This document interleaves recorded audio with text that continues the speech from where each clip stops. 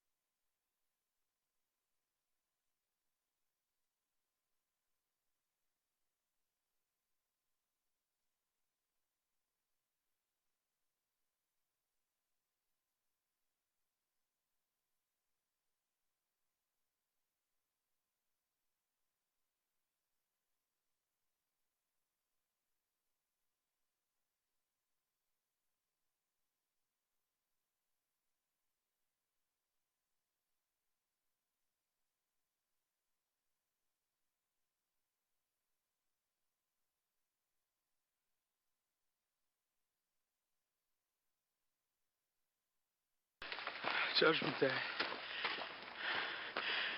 The end of the world. It's today, 3 hours from now. 2 hours and 53 minutes.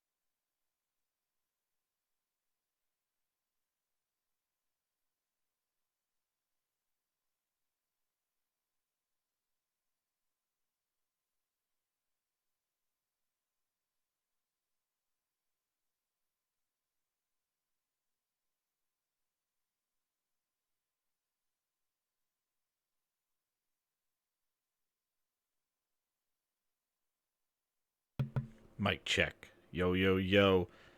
What is going on, everybody? This is a late one. Jemiah first in here. Hey, what's up, man? So, I wanted to get some thoughts out before I get to bed. And, some stuff that's been going on. So, I don't know why the hell Stream Elements just keep talking about Final Fantasy. I'm going to, fix that thing. But, yeah, so, what's up, Jemiah? How you doing? Everybody joining in. So what we're going to do this evening, late night, and I appreciate anybody still awake. It's the midnight hour. I would play the song, but YouTube will then send me a nasty email. So we're going to talk about, everything that's been going on with this Xbox 2020, predictions for some tomorrow, and also that trailer. I didn't want to put it in the title because who the hell knows what Sony's been doing with all that stuff. I don't know if I'm going to talk about the name, the title. Who the hell knows? But we're going to talk just a little bit about it. But mostly, I just want to kind of put my thoughts together from what I've seen over the last week and what's going on. Because tomorrow, Next Gen starts. And I'm going to start right now.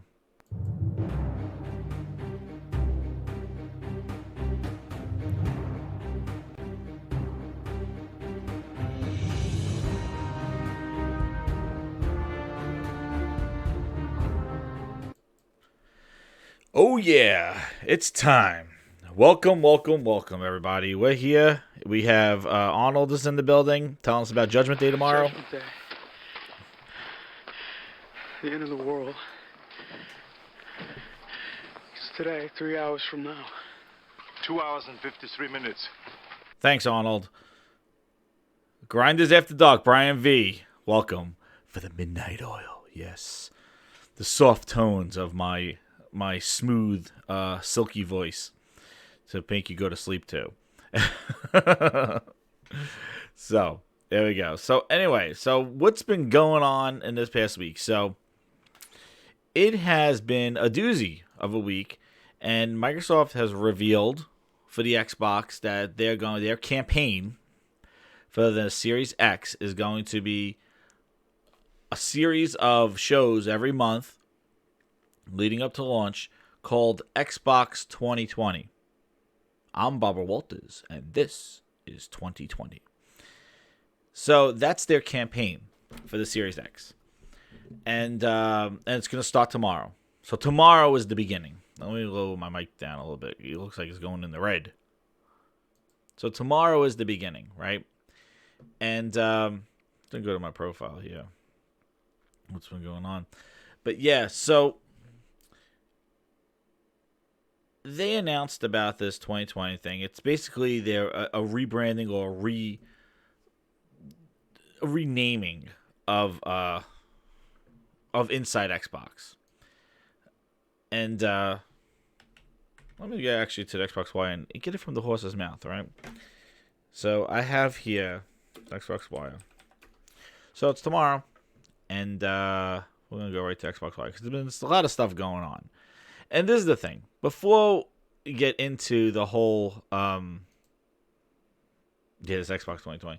Before we get into this whole thing, like, Microsoft has to do this. Like, this is good. This is great. You know, Sony is definitely has their own stuff to deal with right now. They got games coming out and drama with those games, and they're just basically, they got stuff to do. They dropped that control on April 7th. That was great. But Microsoft has definitely been leading the way of talking about next generation starting in December of last year.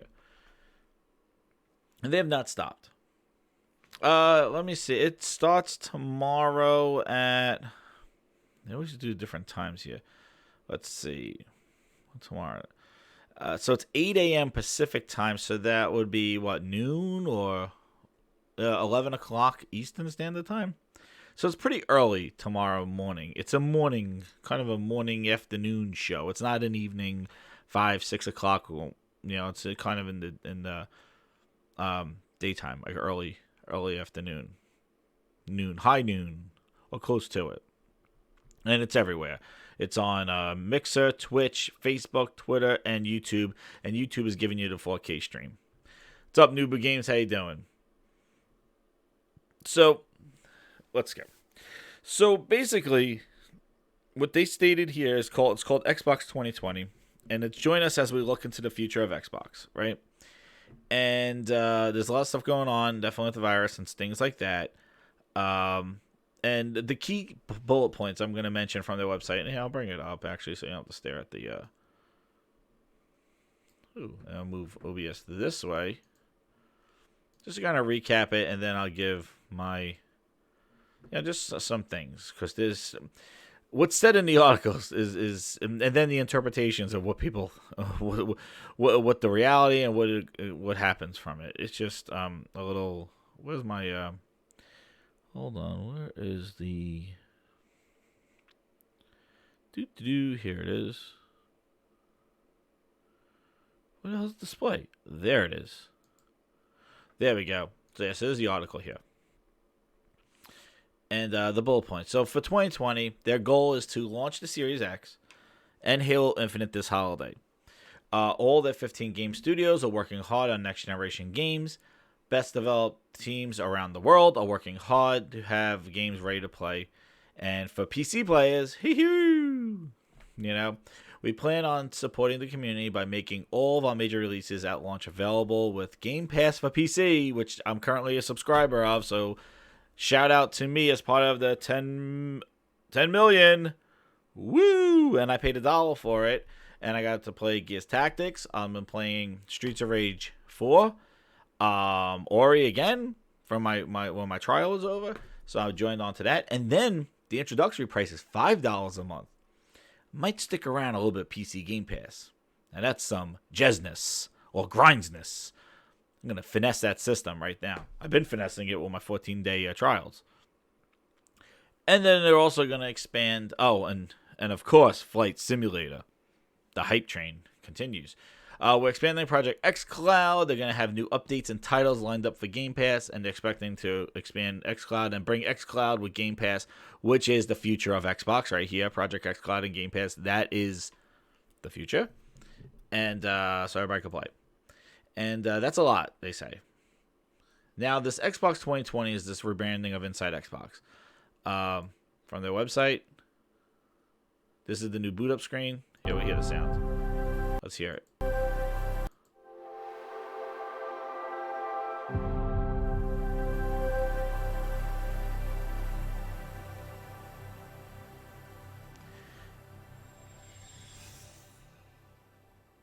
It sounds slick. It sounds nice. It's not bad. Sounds alright. What's up, Mog? How you doing? It sounds alright. It sounds a little... To me, when I first heard this was nice.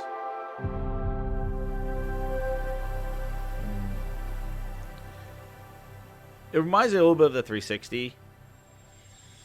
I like that. That part, like that. That's a good transition sound. But hear it again. Yeah, I'm not a fan of that drop beat at the beginning. Like, doom. Like it makes it sound almost like an appliance. You know, a little too. Not very gamey. It definitely sounds like almost like a boot up for like an Alexa or a Google Home or something like that. Like it does like that. Hey. Get with the times, I guess that's what they're doing. So it is what it is. It's a boot up screen. It's a boot up sound.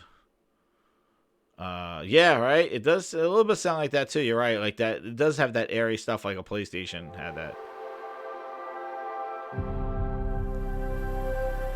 Yeah. Yeah, because Xbox had a very. They were more of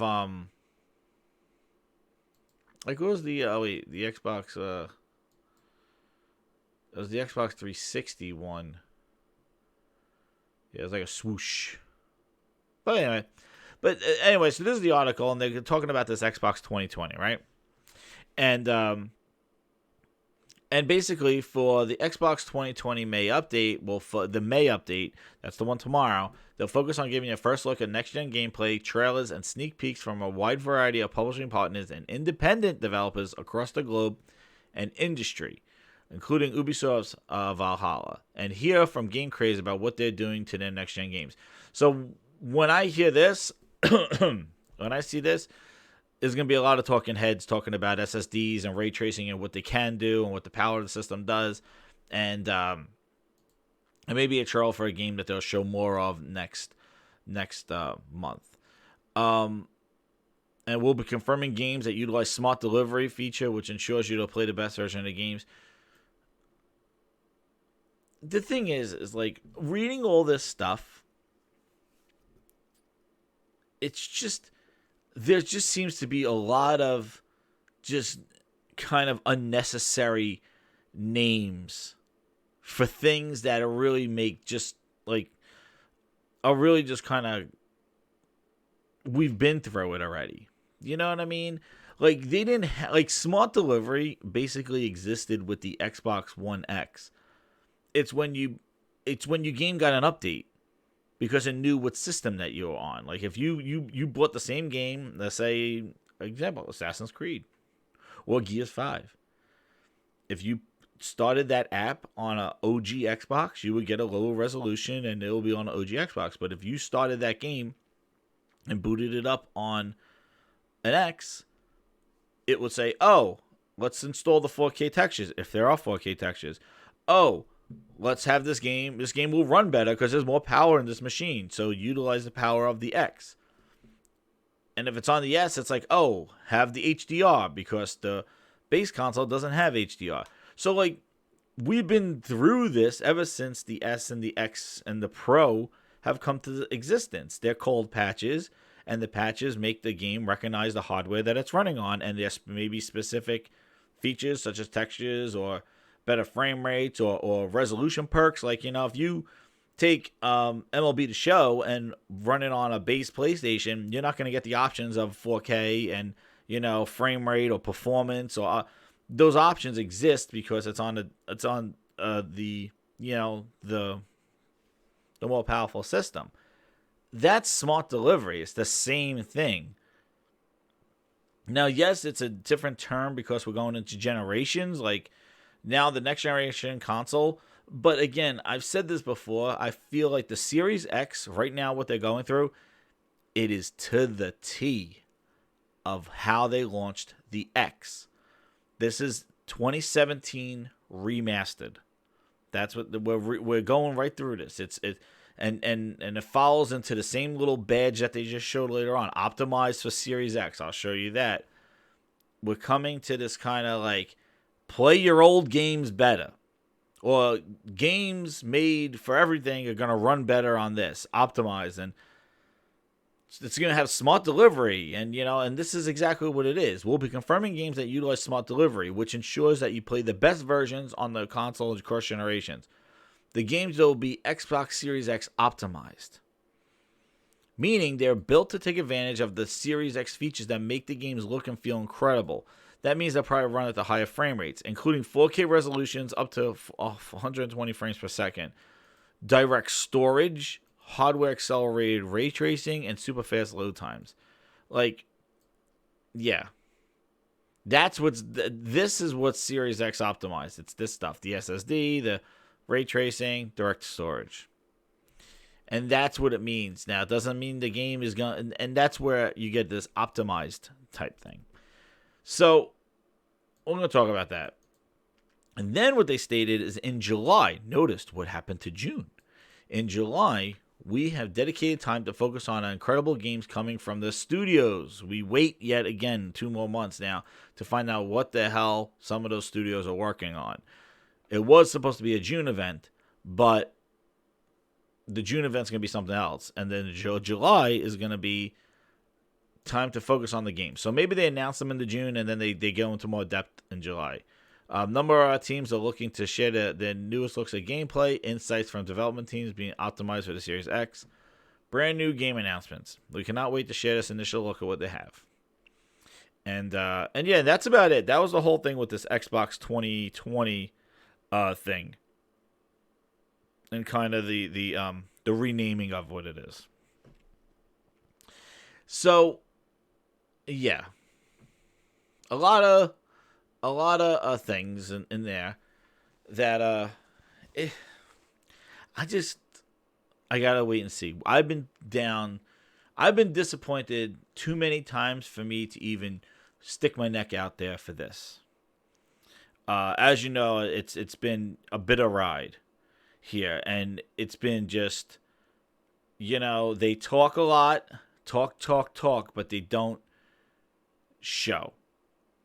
And the stuff doesn't really, it just doesn't hit, and it's not what people want. And I've seen laundry lists of wishes and hopes and third-party exclusive deals they might announce tomorrow.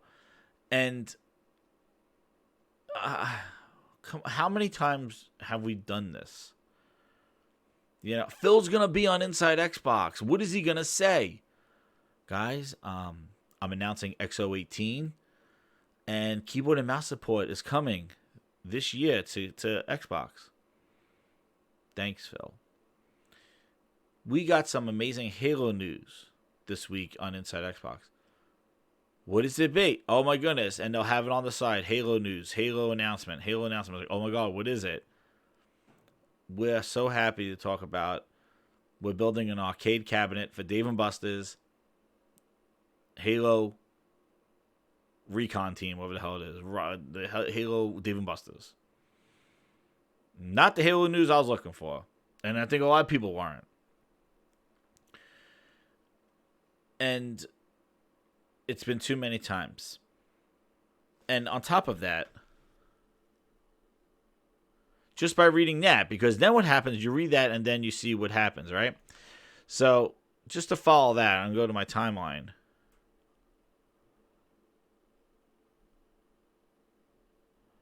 And where is it? So Greenberg came out and did his kind of again. There's nothing wrong with them being like doing like this is great that they're talking, but you know here this is here we go. You know, now here comes the reality of it. Common questions. Thursday's show will be under an hour.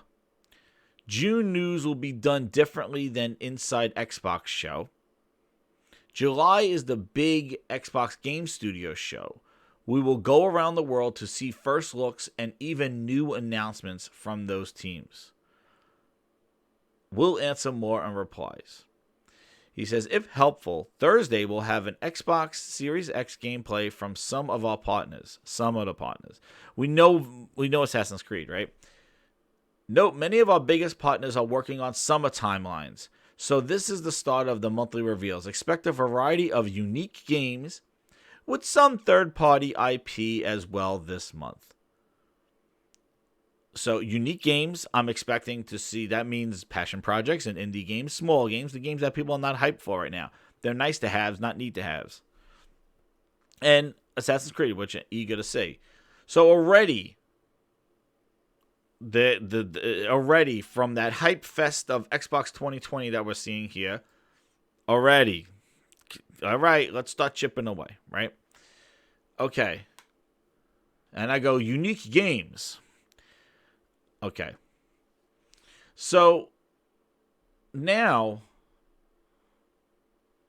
you get this. Halo Infinite news is coming in July because that's when the Halo games are coming out.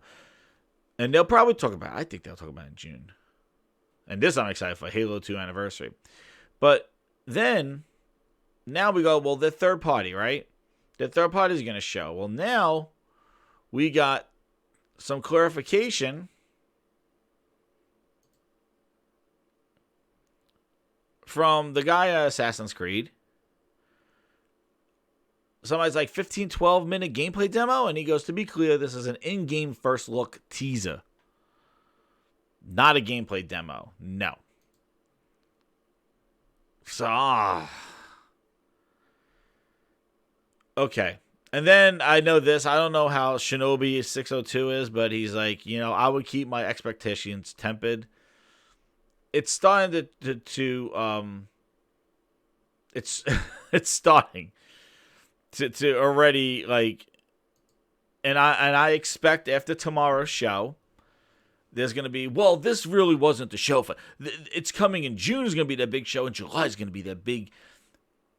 Every time they build up the hype for a show, and then as we get into the show now, it's sort of like temper your expectations because it's not what you want.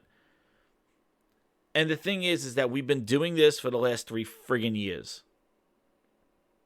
Guys, E3 stage all to Phil's self last year. We got it. E3, all the stage. Sony's not there. Phil got everything. You leave that, and it's like, no, man, XO19 is going to be the reveal. The XO19. Then XO19 comes, they showed Everwild and Grounded. And then after that, they go, XO19 is really just for indies. It's really not the showcase. And next E3. 2 years before that, Crackdown. They show Crackdown 3. Where's the multiplayer? It's coming at Gamescom. Gamescom comes, no multiplayer. It's like, oh, it's not coming. It's the thing is that they've always talked a game, had the stage themselves, had huge opportunities, and dropped the ball. And then at the end, it's like, well, what did you expect?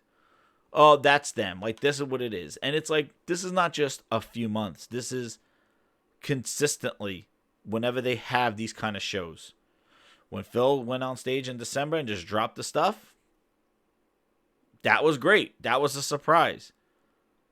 But all this hype for these Inside Xbox shows and now these Xbox 2020s, you know, I think they're going to use the Series X announcements as teasers, as carrots to get people to tune into these shows. And they're going to use them as Game Pass commercials as they always have been. And Major Nelson's going to be doing his thing. Cringe stuff. They're going to have some guy reading off the news of what's coming to Game Pass. They're going to do that for 55 minutes. And then for the last 5-10 minutes, maybe they'll show, hey, here's that Series X announcement that you want. Exactly, Mog. They have an E3, and then Phil Spencer goes, I'm excited about the things I didn't show. Which he showed at XO19, and nobody was excited about those either.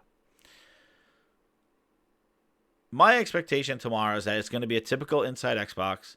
It's going to have some games that are going to be launched on the next gen system, and these games will be optimized for the Series X. And on top, just to piggyback off of what that is, they announced this today. And so they announced this thing about 2 hours ago.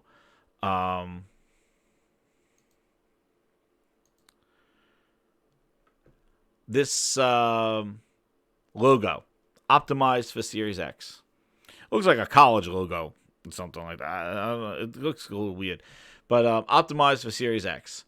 Every game you'll see on Inside Xbox tomorrow will be Series X optimized. Spoilers, you're going to see a lot of this badge.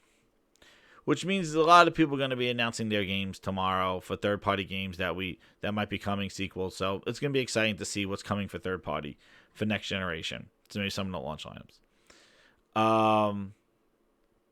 And even Phil said, and then Phil started hyping up the show, going like, oh, we had games there that never before on an Xbox show. And then he's like, well, Assassin's Creed has been on an Xbox show, but I think the other one hasn't. Just, you know what? Just do a show and don't stop. Just stop. Why you gotta pre-damage control? Why you gotta just hype stuff? Like, I just let the show and the games do the talking.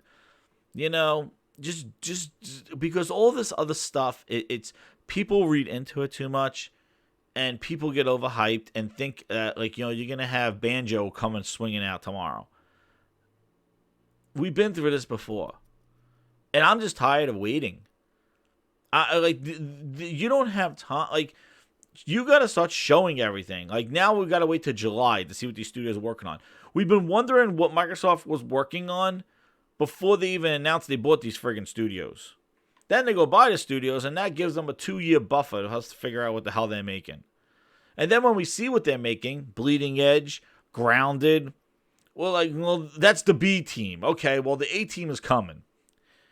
Hellblade 2. Okay, maybe I'm sure they'll show gameplay next month of Hellblade 2. But my problem with this thing is that it says built. I would love to see it saying built for Series X, rather than saying optimized, which makes it sound like it's a spit and shine. Like, it's like, yeah, the game that you just played is going to play better. Oh, the game that's going to be played on the X and the S, it's going to take a feature of it's going to utilize the SSD. So it's optimized for the Series X. So basically, this is going to be like a tramp stamp. Because every game, like they said, every game you'll see this on there, because every game is going to be compatible with the Series X. And it has to run on an SSD. And as we've seen with Call of Duty running the same resolution on the Pro and on the X, this means garbage. Because optimized for Series X, and when you look at what optimized meant in this, you know, what they say what optimized means, like, look. Where do they say it? Like, this is the stuff, like, I try to read. I just try to figure out, like, I'm just, like, done with this shit. Yeah. This is what X optimized means. It means that it'll take the full power of the Series X, and it'll use direct storage, hardware accelerated ray tracing, super fast load times, and much more. So basically, if the game runs on the X, the Series X, it's optimized for the Series X. As to the extent of that optimization, could be anything, dude. What's up, Glorious? How you doing? You know? It could be anything. What is optimized? It does. Glorious, like, it just seems a lot of tech jargon, a lot of just stuff that I don't think will amount to anything. And what's interesting is that I looked at ray tracing on Call of Duty, and I activated on my 2060, and it was just like, you couldn't tell me if it was on or off for the ray tracing. There's when I look at the little demo thing. Yeah, Gloria says Series X is a bad, and I agree, it's a bad name. Series X and X, it's too confusing. And this college logo that they got going on there, like so what they use it's X enhanced, now optimized for Series X. Dude, like I don't understand. Like, and I guess games that, like older games, are not going to be optimized. They'll have to get a patch later on. So I'm assuming older games, like say, like, you know, maybe like Evil Within 2, that will run on the Series X, but it's not going to be optimized for it. But it'll run, and maybe it'll take advantage of the faster hardware just natively, but it's not going to be patched. That's basically what optimized is. That it's patched, or it utilizes one of these things of this. The thing is that it is messy. Just say your games work and they run better. That's it. But the fact that they are using on my 2060 stuff. Wait, are you telling me that ray tracing looks better on a 2080 Ti or something? I don't know. But I turned on ray tracing at Call of Duty, and sheesh, it didn't really do anything. Now maybe this Call of Duty does it bad. Here you go. So not all ray tracing's created equal. So there you go. There's another caveat to this whole crazy ass thing with this ray tracing. Not to say that it won't be used, and it won't be used effectively, but the thing is that's a lot of tech mumbo jumbo. It's a lot of stuff that, as a console gamer, you have no control over. You know, as a PC gamer, I'm turning that thing on or off whether I want it or not. Depth of field, I'm turning that on or off. Like, I'm turning off tessellations, different types of anti-aliasing.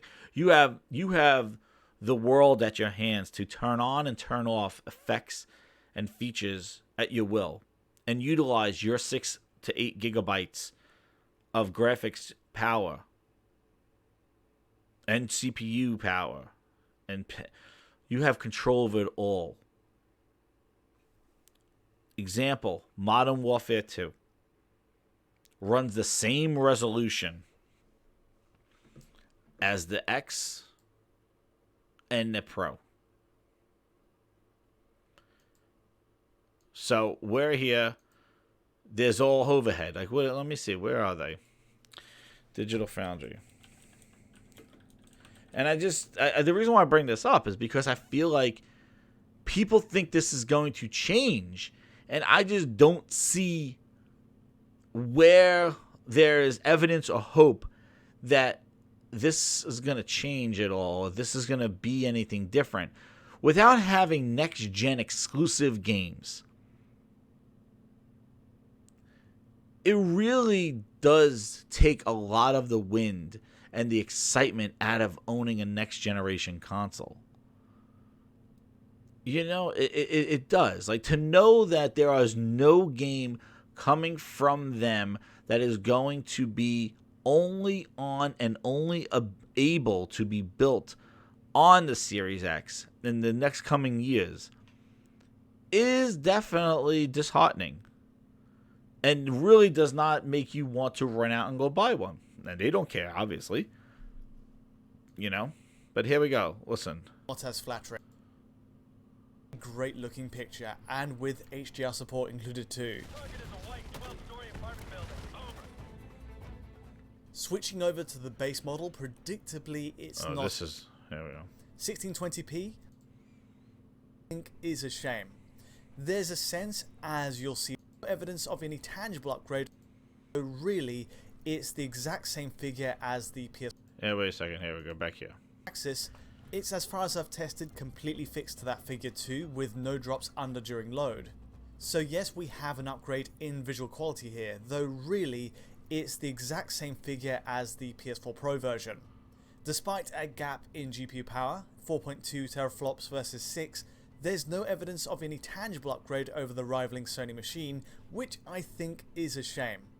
There's a sense, as you'll see later in the frame rate tests, there should be an overhead here that should allow for an even higher resolution on X, but no.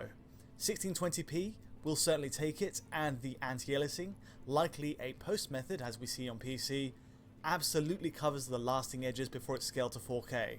It's a great looking picture, and with HDR support included too. So, just that's an example of the whole 6 versus 4. You have all that overhead, but guess what? As a console gamer, you have no control of that overhead. That overhead is just a waste of energy that could have been put into this game. You're going to get mad at the devs? Get mad at the devs. You're basically playing a PS4 port. But the thing is the devs are going to develop for the console that is selling and the console that is the most mindshare, and then port it over to the subsequent consoles. But this right here just kills the whole 4 versus 2. That's why the teraflop thing doesn't matter. It's the games, and the games. That's what it matters. And when you really are not going to be showing exclusive next-gen games, you're just going to be showing games that are optimized for next generation. Is this really a next generation, or is this just another end-of-generation refresh or mid-gen refresh? Are you trying to do that cell phone model that you so adequately described? Because that's what all these little indicators are in this week, and we'll see tomorrow and see how they're going to act. But it's just, I'm getting this stench of like, we're just going through mid-gen refresh again, like 2017 remastered. So you're just telling me, after you just kind of try to sell everybody on the X and X enhanced, now we're talking about Series X optimized. Because you couldn't say Series X enhanced because you already used it on the X. So I just think that, and when they show third-party games, they usually show them running on a kick-ass PC, which, if they don't tell us tomorrow this is running on a Series X, I don't even know you would even notice the difference.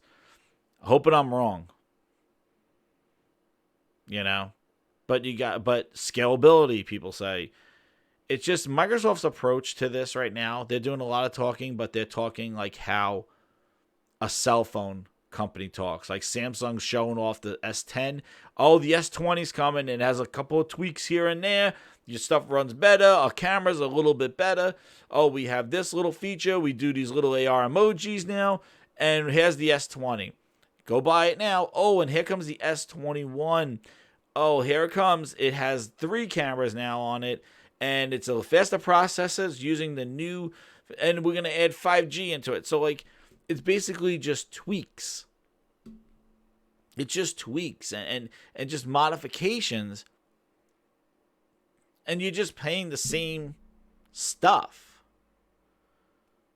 Now, whether it's really built for next generation or whether we have a game that is cross-generation, I really think that, the graphical fidelity and optimization is it's going to be better, definitely, with these faster SSDs and stuff. It's going to be better.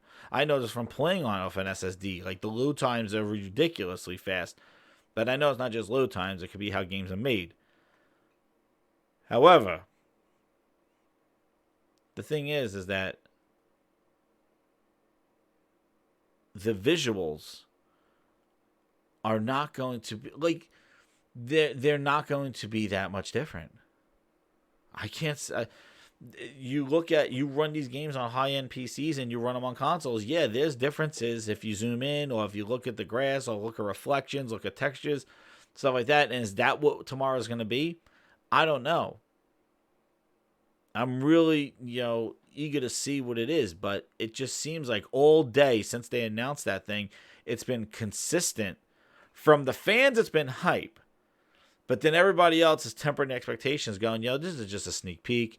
This is this, and it's Xbox 2020. Oh, more to come in July, and then more come on. And again, Microsoft with the carrot. And you got to remember, they are focused on services and engagement.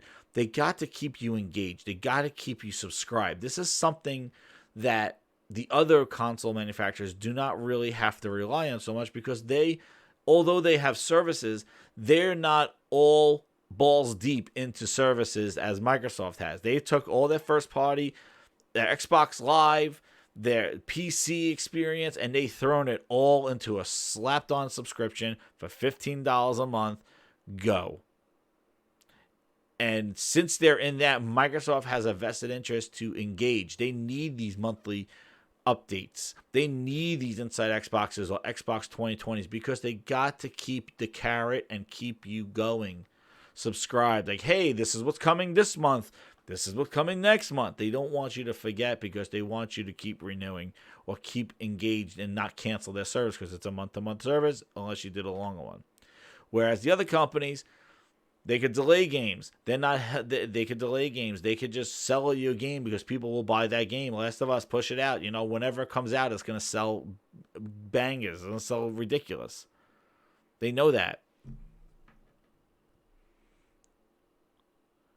And I agree, Mog. Like, it feels very iterative than evolutionary. It does. Even the controller. I had a problem with the Xbox One Series X controller. Like, it seems like that's all you could come up with for next generation is putting a share button on it and making the D-pad a little bit like your Elite. You didn't take any features of the Elite. I thought they would at least take some features of the first Elite and put it inside the Xbox Series X controller, so you basically are getting like maybe the hair triggers, like the you could make them less resistive, like you can make them like snap triggers, like the hairline triggers, things like that. Maybe you can modify the D-pad, but they didn't add anything like that in the base, making it look like it was a next generation controller. Hey, some of the great features that you loved in the high-end controllers for this generation, we're going to put some of those features inside next generation controller. They didn't do anything. They changed the D-pad and they added a share button and they go, here you go. And it's like, that's very kind of, that doesn't seem very like next gen. And then you look at Sony's controller, it looks like it was ripped out of like 20 years from now. And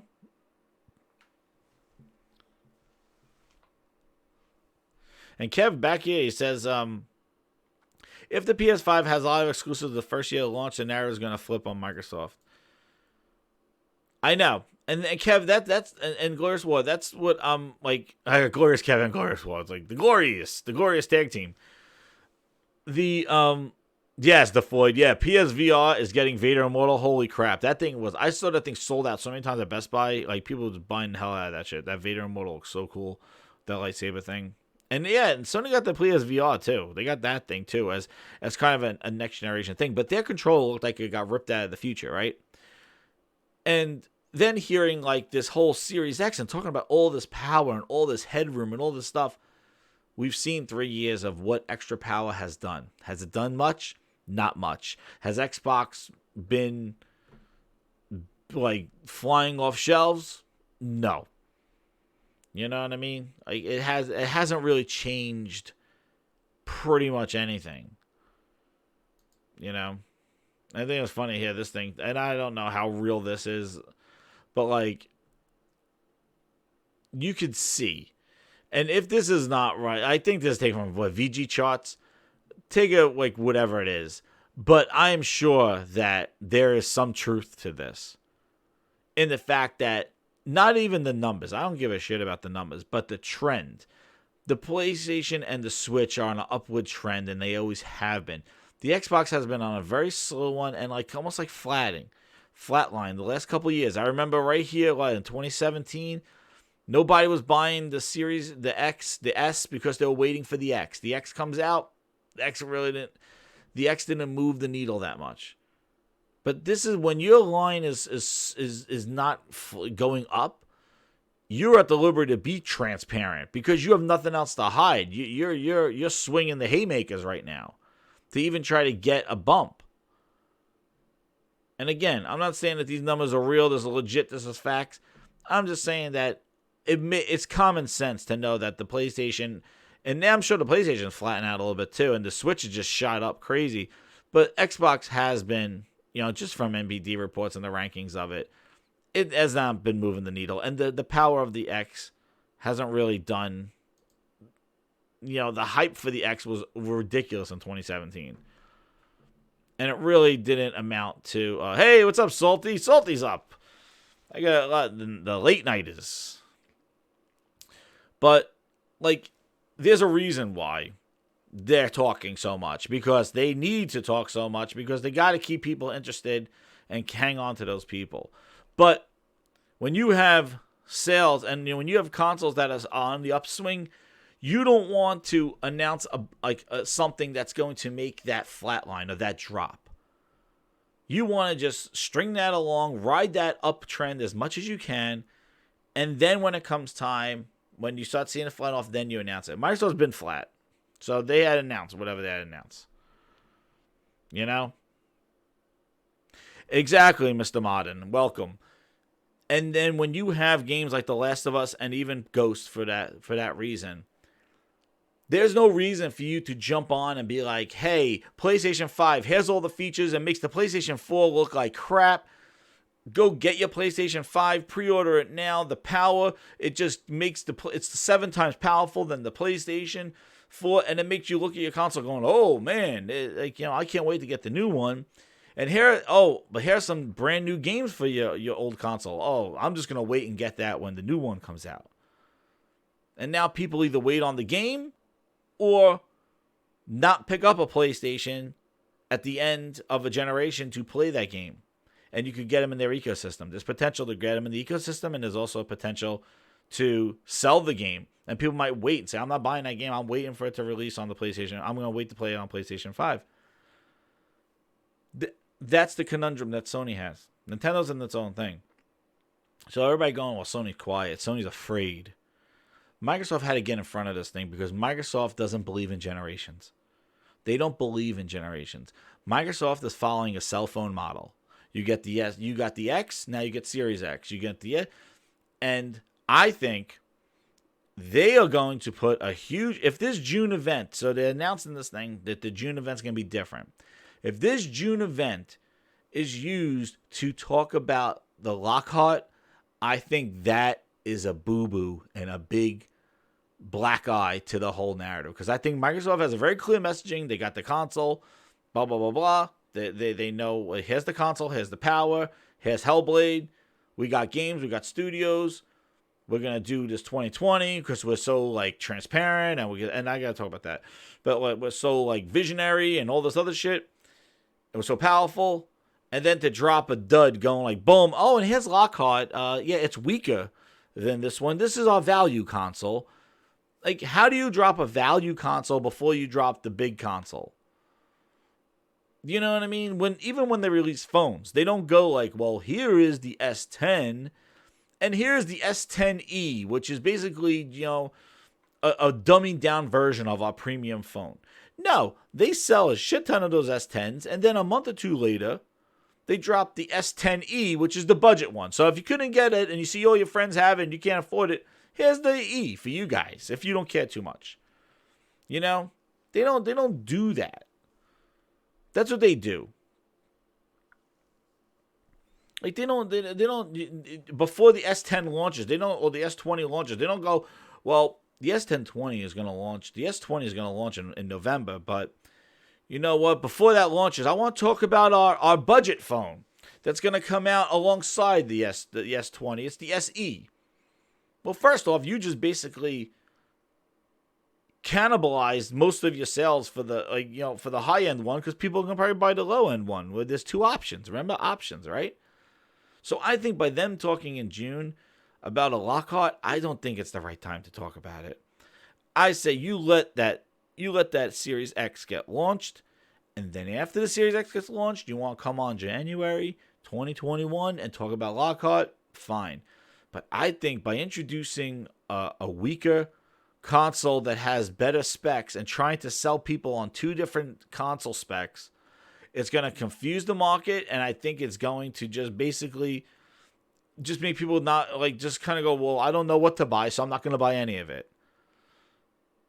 And then what about your X? Well, that one's last gen, but it's just it's 6 teraflops, but this one is lower powered, but it's new gen lower power, which is equal, and yes, and the iPhone SE sells like hotcakes. But the thing is that they lead with their premium device and then talk about their other devices.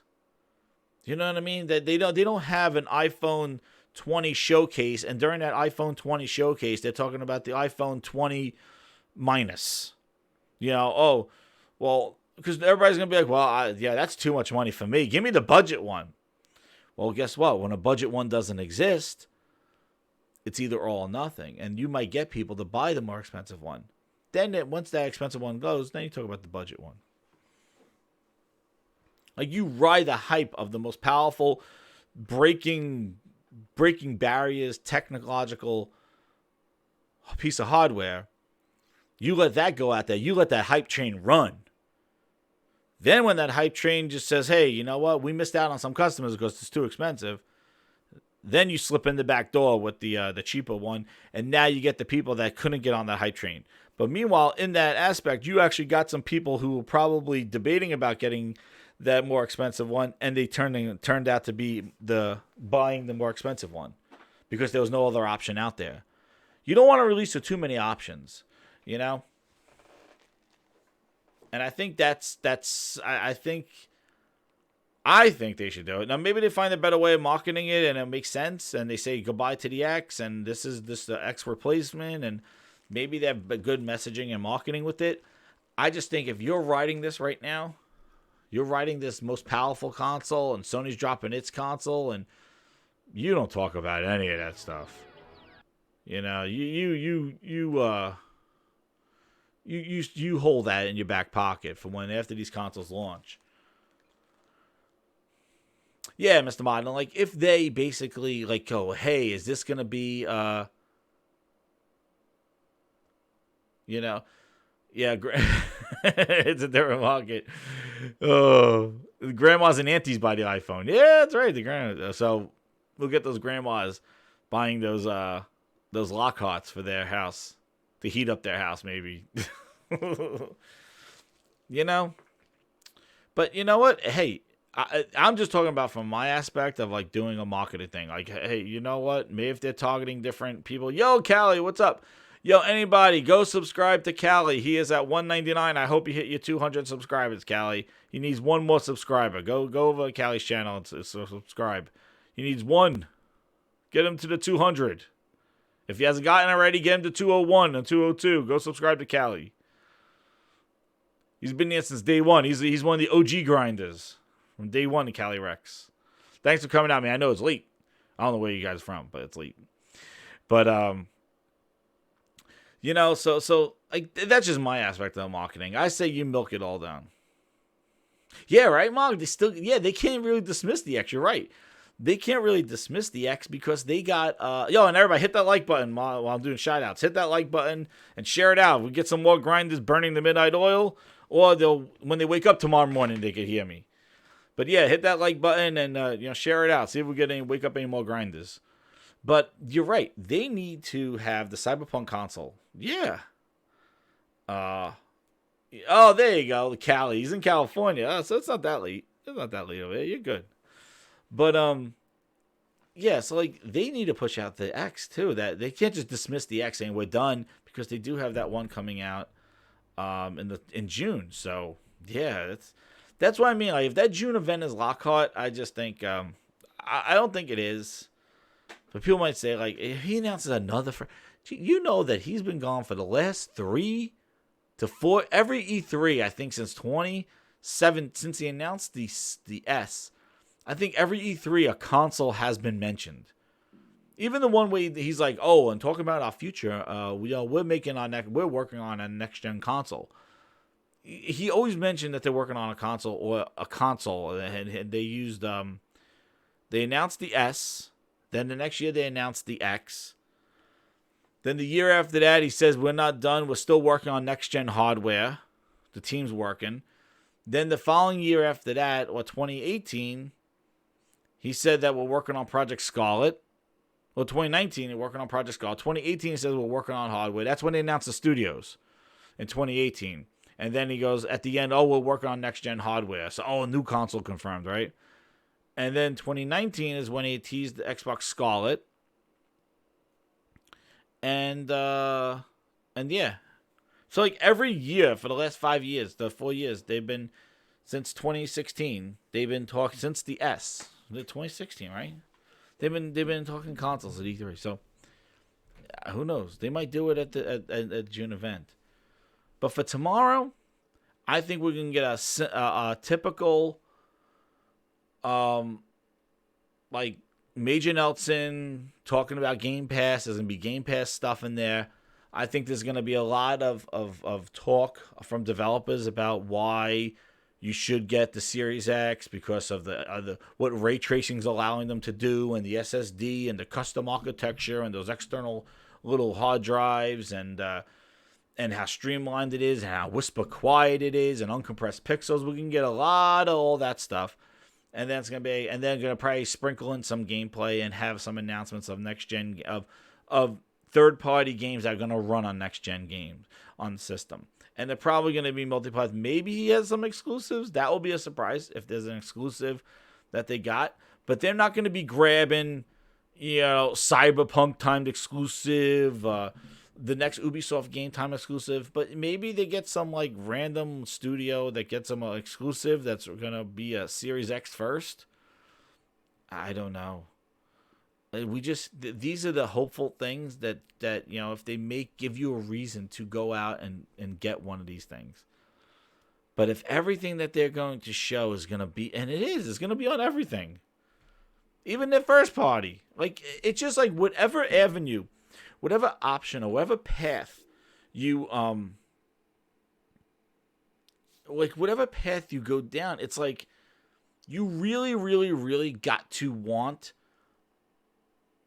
and be really diehard to really justify owning the Series X. Like you got to have a huge library of games that you can't go anywhere with. Like all your friends are on there. Like there's got to be a lot more of personal reasons, not necessarily consumer reasons to own it, because Microsoft has eliminated a lot of the consumer focus on the need to have this thing. And you could call it not consumer friendly or the tropes, I guess. But this whole 2020 thing, this is the last thing I want to touch about this with the predictions, that I think we're going to get some little gameplay teases. Hopefully it looks amazing, what they show. Hopefully it doesn't look like high-res. All these games are gonna have to run on your X, and they're all gonna have to run on the Slim. So I'm expecting these games to look like games that we're familiar with, and look like they're running on a high-end PC. And they're gonna have to tell us, well, this loads 5 times faster on the Series X because it's optimized for Series X. So this load screen now, look at this. We don't need a load screen because it boots up immediately, and that's the kind of stuff that we're going to see. And that's the stuff that they hyped up in their 2020. But one of the things I wanted to just thing that kind of just grinds me up, and I don't know, is this whole, like, hooray for Phil Spencer on being transparent. And I see this going around a lot, where it's like, he's transparent. Oh, he's so transparent. They're messaging. They're so transparent. Like, I don't know what that means. The guy's talking about stuff that they're doing. I don't understand. It wasn't like they held all this as a secret when they launched the 2013 about TV and games. Like, they were pretty, they told you what it was. It's just they weren't all talking the same language. Here now they got a headpiece in Phil Spencer who basically controls all that messaging, so they don't have different corporate people saying different corporate stuff. Phil now loves the showmanship and the piece, and he talks about messaging. But I just don't think, like, this whole transparency, I just don't understand how that's a fix for what they were. I just don't know where that is. I don't know if you could help me on that, because I'm a little, like, I just don't know how that's a win. I think it's great that they're talking, but the problem is that they're talking. They're just talking. And when they show the stuff, it does not really support the words that are coming out of their mouth. And that's the thing that's been bothering me for the last 3 years. It's that it's too much talking. It's too much hyperbole, smart delivery, DirectX 12, uncompressed pixels, and it's a monster and all this other stuff that really did nothing for the game and user experience at all. And their studios, their deals, nothing that they did really highlighted that at all. And as a consumer, it's not exciting. Your job is to get me to want your product. By saying it has smart delivery is not something that I'm going to go run out and drop money on, because of smart delivery, which is a fancy way of saying, yeah, your old games, these games will work on your Series X and use the SSD. It's optimized. Like, you just going to put that tramp stamp on everything? And it's, and that's right. And praises every word. Like, I'm just like, it's like he came out of Moses with the 10 Commandments, and like whatever he says, it's just like golden. And it's like, I'm not playing the game Phil Spencer. Like, I'm playing a game. You know what I mean? Like, if you go and you buy a car, like, you're not taking the salesman in the car with you. Like, he don't come with the car. That guy's job is to get you to sell stuff. And he just says the right things. But if you listen to him, you definitely say, oh, yeah, he's a nice guy. Yeah, I can believe it, and stuff like that. And it's like, oh, yeah, he's doing good. Like, he's not mean. He's not saying go get second jobs or anything like that. He's a good guy. But the thing is, Salty's still here. Thank you, man. Burn the midnight oil. And I'm still going. Doing the dishes. But, like, I just don't get the idolization of him and the transparency that they say that he has, because I just don't understand. It's like, if anything, if he was so transparent and honest and his words reflected what the games that were coming out, okay, fine, transparent. But I came up with the term finesse because the stuff that he says is just finessing. It just makes you go to bed at night. It's like a warm, hot cocoa. It's like just soothing sounds to try to get you to go to sleep. And it's like, but you're not delivering what you're saying you're delivering on. You talk about all this stuff.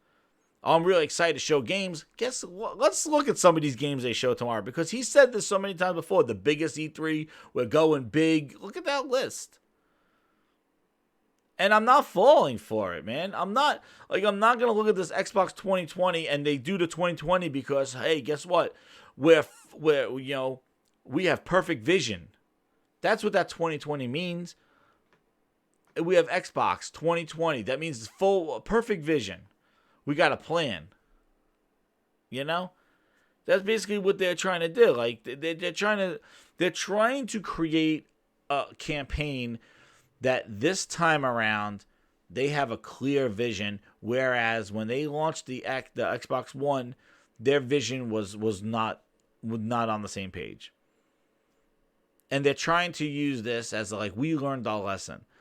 However, we're not comparing this. See, I'm not comparing this. This is me. I'm not comparing this launch of this Xbox to the 2013 launch. You want to know why? Because the 2013 launch actually had friggin' games and exclusives and Titanfall and Rise and Dead Rising and Killer Instinct. They actually had some exclusive games and made exclusive deals. They had Kojima on stage showing Metal Gear Solid 5. They were making moves to drag Sony fans to the Xbox brand. So I'm not comparing this to that. That was a different Xbox. That was a hungry Xbox. That was an Xbox that was like, we're going to eat Sony's ass. Maybe that's not what they said. We're going to eat Sony's dinner. I'm comparing this to the Xbox One X launch, because this is a mirror. No deal. That's what this is. This is 2017 remastered. We'll talk about the power. We got the power. We're going to talk about how you can play your old games better. You know, we're going to slap a tramp stamp of Xbox One Enhanced. And we're going to talk about enhancements and Major Nelson with his late night commercials talking about how these pills made him enhanced. You know, Major Nelson got enhanced by taking some pills at a midnight infomercial. But that's what we're doing. That's right, Salty. This is 2017 remastered. The Xbox Series X is the remastered Xbox One X. That's what it is. Exactly. And that narrative in 2017 was 4K, 4K, 4K. Oh, but true. It's true 4K, which means it's upscaled. It's wash your ass 4K. That's right, Jemiah. We out here late. It's all this stuff. All this 4K filness. And now we're talking about frame rates. It's frame rates and ray tracing and DirectX ray tracing and frame rates and feel and load times and more filness. What's up, Game Night? How you doing? That's what this is. So like when people go, Phil turned this around. Oh my God, he turned this around. He did this. You know, he turned it around. Guys, he's just following what he did 3 friggin' years ago, and all you fell for it. When you ran out and bought the X, and on the same night that stupid ass X was friggin' launched, Phil went on TV and said, Xbox is not the most important thing. The consumers and wherever they want to play. When he's trying to get you to spend a $500 machine saying it's not the most important thing. That night, he told me where to put my money. And I put it in a PC because you know what? He don't give a shit about that console. He'll make them. Microsoft has all the money in the world to make them. What's up, Eddie T? How you doing? Late night. But yeah. And then, you're right, Salty. Like, knowing that was GIMP, they just tried, they spent $500. And know how you know that it didn't do well is because look at the GameStop trade-in. The trade-in is almost equal or less than the Pro. And the Pro is $100 less than the X. And that's been going on for over 2 years. That Xbox One X trade-in, usually of a supply and demand, is almost equal to the Pro trade-in value. And the Pro is $100 less. That don't tell you how the X is doing. This power narrative, it's a monster.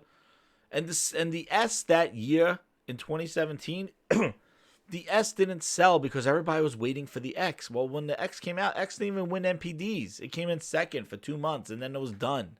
Then the Switch took over. That's after Sony dominated like 4 years of sales.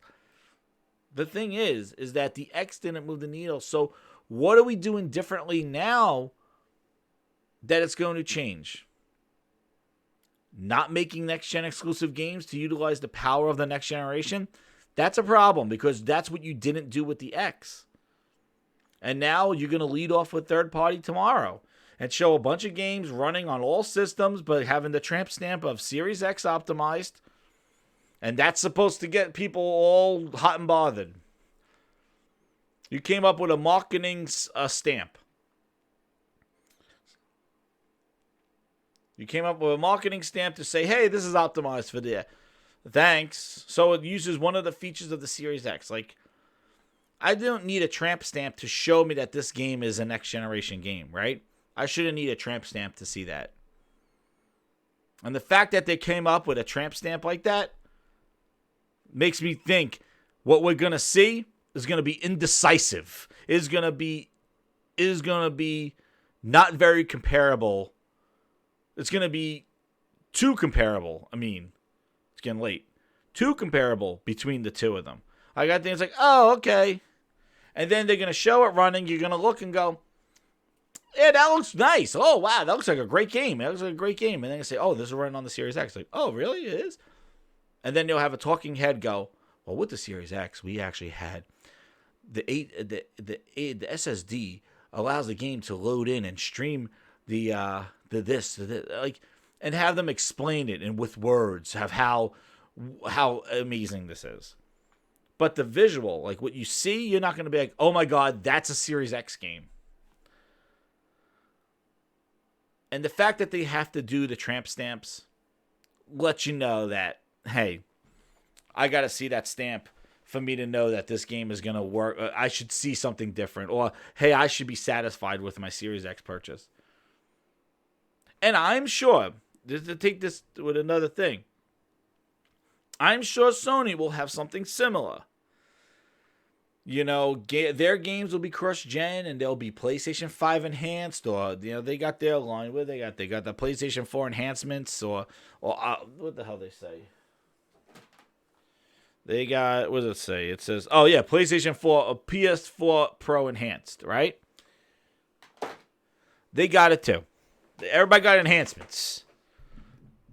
However, I'm waiting like a friggin' snake, or maybe a gorilla, just waiting for Sony to drop a next-gen exclusive game. And they already have, but I want to see.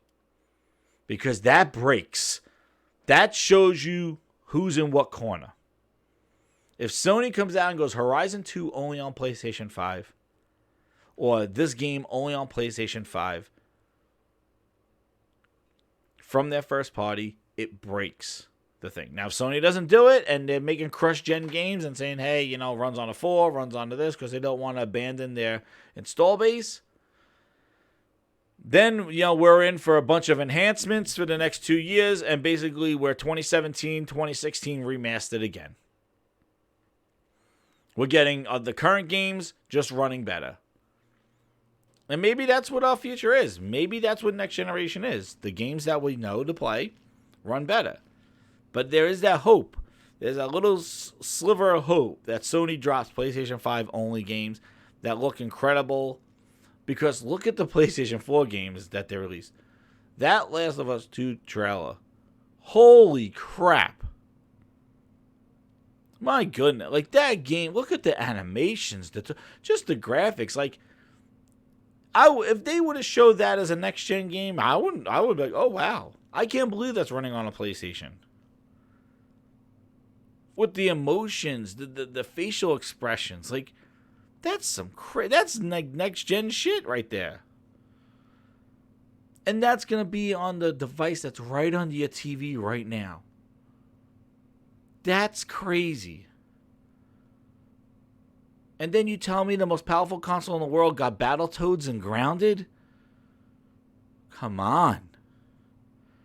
The roles should be reversed. Microsoft should be showing games like Last of Us and Ghosts with the most powerful console in the world at these showcases. These showcases shouldn't be, oh, what did you expect? Temper your expectations. No.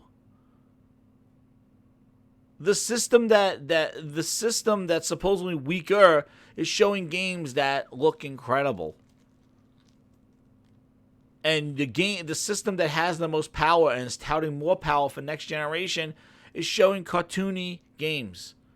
Is showing little indie passion projects. Oh, they're just getting them out of the way. They've been getting them out of the way for 3 fucking years. Battletoads doesn't have a release date. Oh, I think that's going to be a highlight at one of these Inside Xboxes. Oh, yeah. Oh, and I'm sure Sea of Thieves content will be there tomorrow. How Sea of Thieves is being optimized for series. You saw that tweet, right? And this is the real deal, guys. This is real. There's no fanning and bullshit. This is how I feel because I'm tired. We've gone through this so many friggin' times. And the same people, the same narratives, the same stuff. It's like, how many excuses? And why do you keep making excuses for this, thinking that there's some light at the end of the tunnel?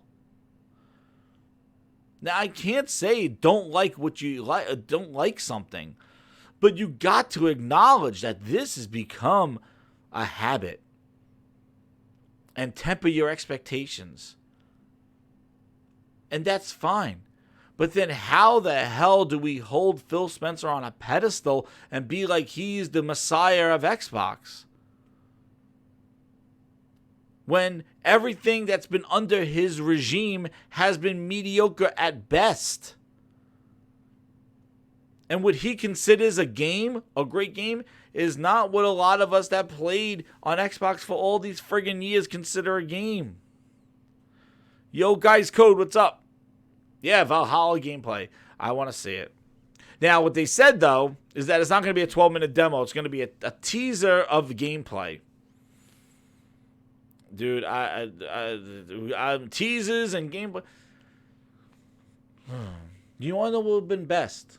How about you don't say anything and just show up on the show and be like, wow, did you see that? You know what I mean? Oh, we'll be there Thursday. Well, it's going to be a 5-minute demo. No, it's just going to be a teaser of gameplay. Yeah, guys. You know what? Guys goes in here. I'm going to, since he's up here, he's late. He's up here and late. I'm going to, what the hell's my Twitter things? Where's this thing? It's fucking Twitter shit. I don't know why my thing's so slow. It's freaking late night. Yeah. So the guy... Oh, shit. What's all this?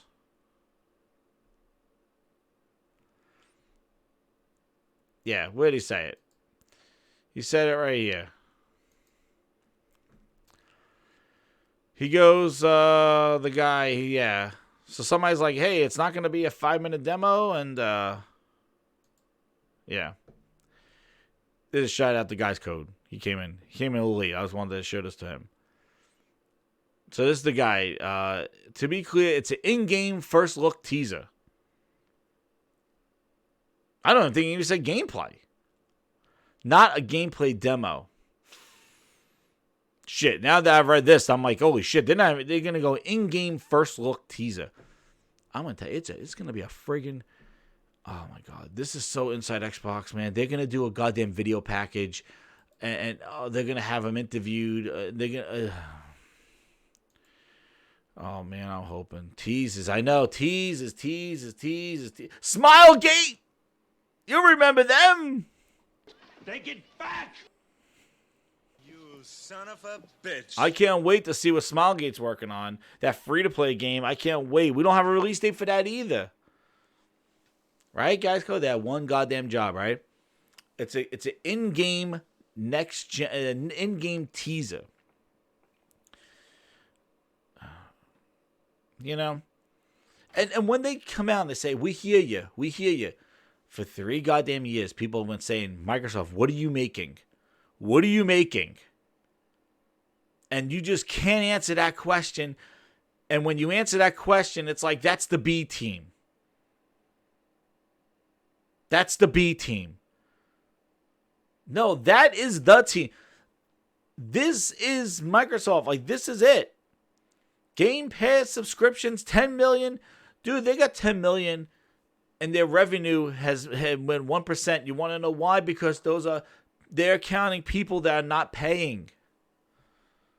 They're not paying. Oh, yeah, we got 90 million subscribers. Well, guess what? 30 million of them are walking around on PC not paying you a dime because they have to create an Xbox account to get into your goddamn Xbox store. You know, and I don't know how many quarters you're going to show that the gaming division is either not making money or is 1% before Satya goes, Phil, what the fuck is this? Hey, Phil. Excuse me, you said we're going to get all these servers. Why do I got to keep going to these investors saying how the gaming division is doing shit poor? Phil. Fucking Bing is making money, Phil. Fucking Bing. Our Nintendo's not doing too good. We're trying to get him on the services. But Phil, on Nintendo. Because Satya, I don't know, was fucking Nintendo and Xbox. He's the one that ruined all the fucking thing anyway. On Nintendo, Phil. Well, we got a new one launching out this fall. And I got a Lockhart for those people who don't want to pay more money. Maybe hardware will help. Phil, I'm not giving you any more money until we start seeing some profit in video games. You bought all those goddamn studios. The people should be subscribing and we should be making money. This is what you told me, Phil. This is another year that my revenue, I have to go there and tell them that, it's the only one that's not making money.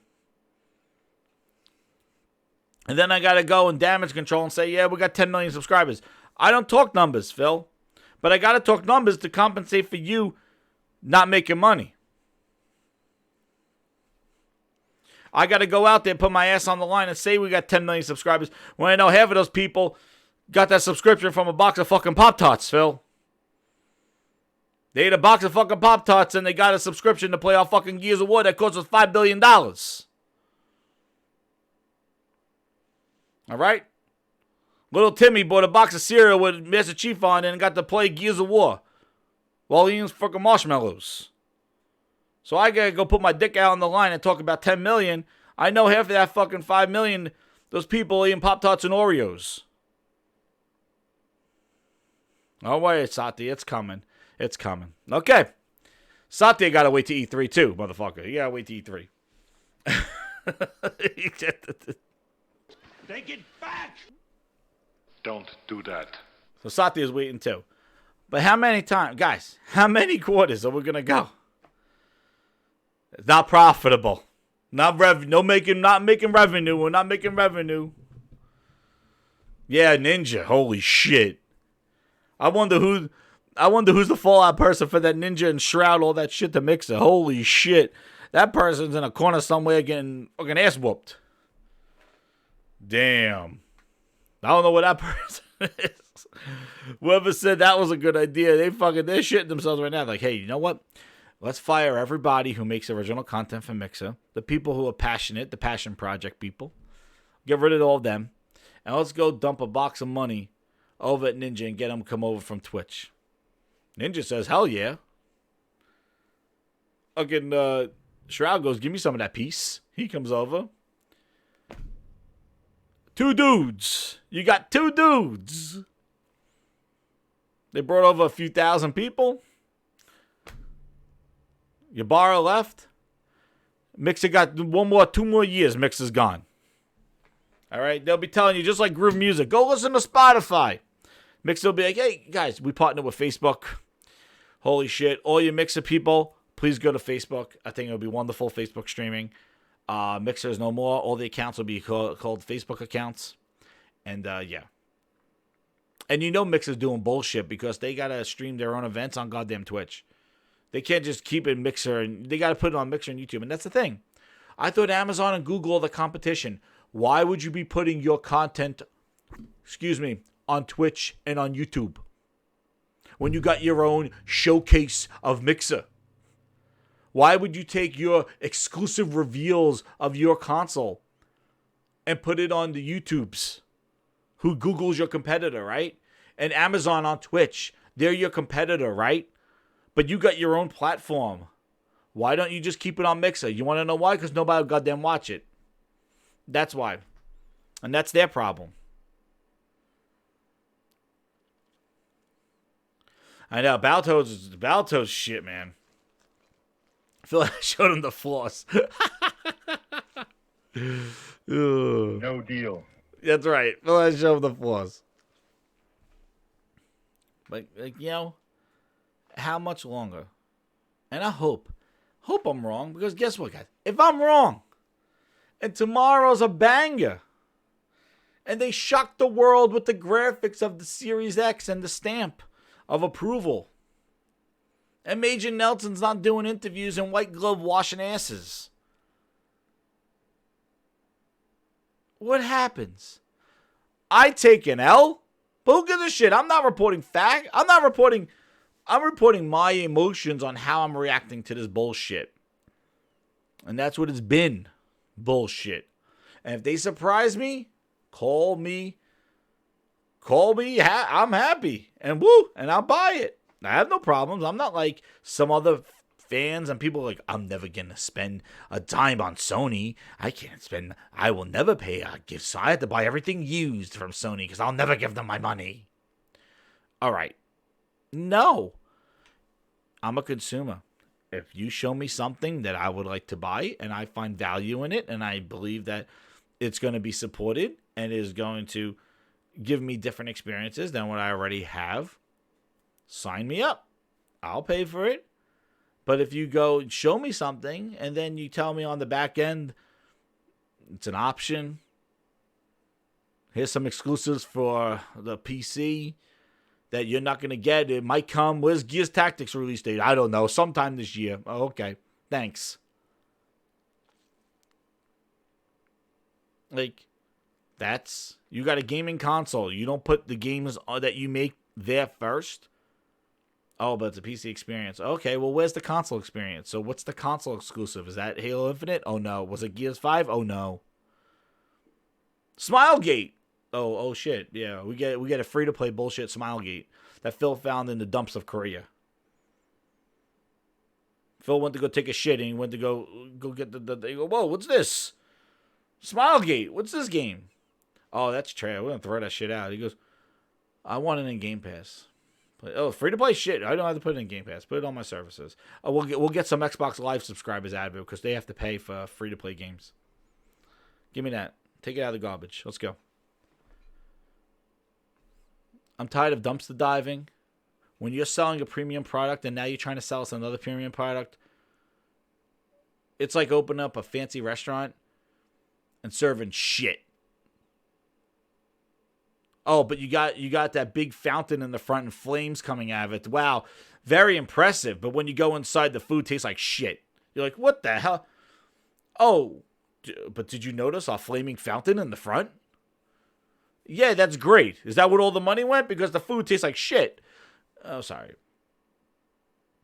They're trying to sell you a premium front. Yeah, you're right, Game Night. You know what? I should not... I'm not authorized to answer your question. You're right. I should not be talking about Smilegate like that. They're a respected developer. They're well known globally. They're basically like Kojima Rockstars. Those guys. You can't even get an interview with them. I've tried multiple times. Those guys are like rock stars at Smilegate. Shit, I even think they're the next rock star. They don't answer any of my requests to interview them. And they are just, I would say they're full of themselves because they make an amazing product. And their game is top notch. And they're very posh and very, they're very pompous on their work that they've done. And Phil went over there, and I don't know how he got that deal, but it was amazing though. And I really wanted to ask him more about it, but those guys are just they're really hard to get in touch with because they're rock stars. I lied.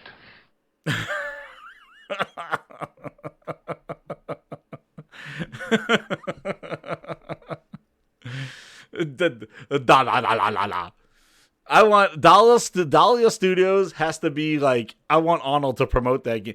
The only way Battletoads would do well if they have Arnold promote Dahlia Studios, because I want to hear Arnold pronounce that. He'd be like, I like to hear this game, the Battletoads. It is a retro game that they're now making in today. And I love Zitz and Pimple and Rash. They're great Battletoads. And they fight. And they do crazy moves. Arnold. Who makes the game? I went to Xbox headquarters and talked to Phil Spencer. And he told me it was this studio called... What was it? It was Dallas Studios. Arnold, what are you talking about? What is the name of the studio? Forgive me to try. Hold on. Studio. There, Dallas Studio. There, they make a great game with Battletoads. I can't wait to see it. You get to play it. Oh. Shit, I forgot. You can't play it online. We're in fucking 2020 and you cannot play Battletoads online with your friends. I want you to invite Harry, my friend Harry from Total Recall. I want you to invite him over my house to play Battletoads because I can't play him online. The fuck? It's 2020. Who is your daddy? I love that line. I love it. But I have to say this. I'll let my soundboard do it. No deal. No deal. Fucking 2020 games, not online. Fucking Battletoads. The fuck out of here. Where's the Predator? Tell you, man, it's fucking, you know? Dollar Studios. You know them. Can't wait to see more Battletoads. Yep, can't wait. That's right, Ryan V. Quote, a wise man once said, give them nothing, take from them everything. And it's been my motto for the last few years because, you know what? You know what's funny is I saw a tweet. It was the rap. I saw a tweet. Somebody goes, what game was it? Shit. It was off. I deleted. Well, did I delete tweet? I don't remember what I did. I had this tweet, and it basically was, it was like the guy wrote about Game Pass, like, because the Game Pass announcements. But anyway, I gotta say, though, Game Pass, they got the Final Fantasy X, right? Is it Final Fantasy 9? I think it's 9. 9? They got Red Dead. Well, I don't know if the Xbox one. I'm talking about the PC one is pretty good. Like they got a couple of good games in the Game Pass. But the guy wrote about a game. He goes, "Oh, that game's in Game Pass. Great, because I didn't want to give the money that they were asking to buy that game." And I'm like, wow, that summarizes Game Pass to a T. You know, put the games in there that people just think are too much because they don't offer the value of the asking price. Like, you're conditioning people to not buy games because they don't find value. Like, the game doesn't earn that value. And that's kind of like what Game Pass has done. Like, Game Pass has just made people go like, that's great. I wasn't going to buy that game anyway. They did $40 for that. No way. 60 on Metacritic, 65, like, or a game that was like, oh yeah, it's decent, but you know what? I'm not paying $30 for that game. Oh, it's in Game Pass? Oh, okay, cool. But like, is that what you want your games? Like, that's what you want your, like, that's great as like an alternative way of gaming. That's how I use PlayStation Now. Like, oh, Evil Within's in there? Oh, great. I'll play it. It's only $60 a year. Mind you, PlayStation Now is $60 a year. Let me say it again. $60 a year. For my mathematicians out there. Let's go. $60 a year for PlayStation Now for over about 800 games. Yes, there's ones that you could stream. But it's $60 a game. Yo, hit that like button, everybody. What the hell went on my thing here? The hell? We're going to do math lessons at fucking midnight here. Yo, that's like $5 a month, right? We got $5 a month, but not even that. You go look, and we got 15, $180. And you're getting about 150 games I'll give them in Game Pass, right? $180 a year for Game Pass. $60 a year for PlayStation Now. Even if we're going to battle the services, right? Oh, well, they put their next-gen games in there. If they don't have next gen, if they don't have first party games like Last of Us, God of War, Spider-Man, you're paying $180 because you got to pay $15 for Xbox Game Pass Ultimate, because if you just pay $10 for Xbox Game Pass, you're not going to get all the online features. And for some of the online only games that they have included, such as Sea of Thieves and Gears 5, a multiplayer, and PUBG, if it's still in there, you can't play those games online. And some of them you can't play at all if they're online only. So you need to pay $15 to get the full Game Pass experience, because if you just pay $10 and don't have Xbox Live, some of those games don't work. So you got to pay for Ultimate. All right? And you might never own a PC, but you're paying for those PC games anyway. But anyway, it doesn't matter. That's full Nest for you. That's full Nest. $15. $180 a year. Right? For less than 200 games. Oh, but you get their first party games day one. Okay, that's nice. We've seen their first party. So it's Halo Gears and Forza, maybe. Forza Horizon, say. And you got PlayStation Now for $60 a year. You could stream a lot of PlayStation 3 games. You download your PlayStation 4 games daily. You could play them on PC, stream them to PC. And you got some big games in there that stay in there for a while or they come out. But $60 for about 800 games. If you go to any gamer, anybody, pick them off the street and go, would you pay $60 a year for 800 games, or will you pay $180 for 200 games? What would you pick?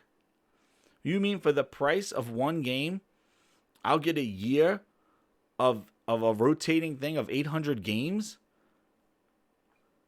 Yeah. But Xbox, but what do they have? What first party? They have God of War? No, they don't. They have Uncharted? No, they have Halo. Oh, okay, Halo. That comes out every 5 years. So it's not like you're getting a new Halo every year.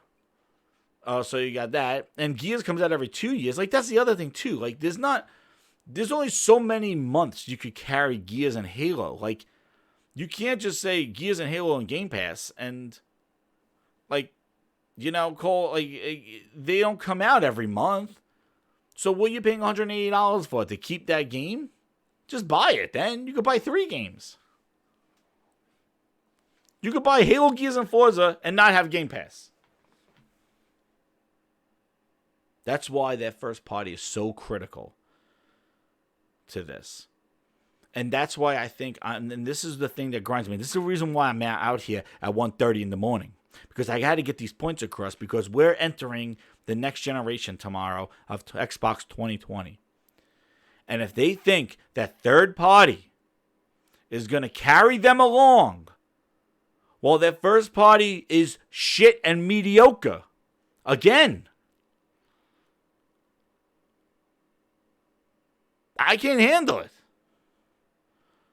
Oh, yeah, well, Halo, Gears, and Forza and Fable. Yeah, that's right.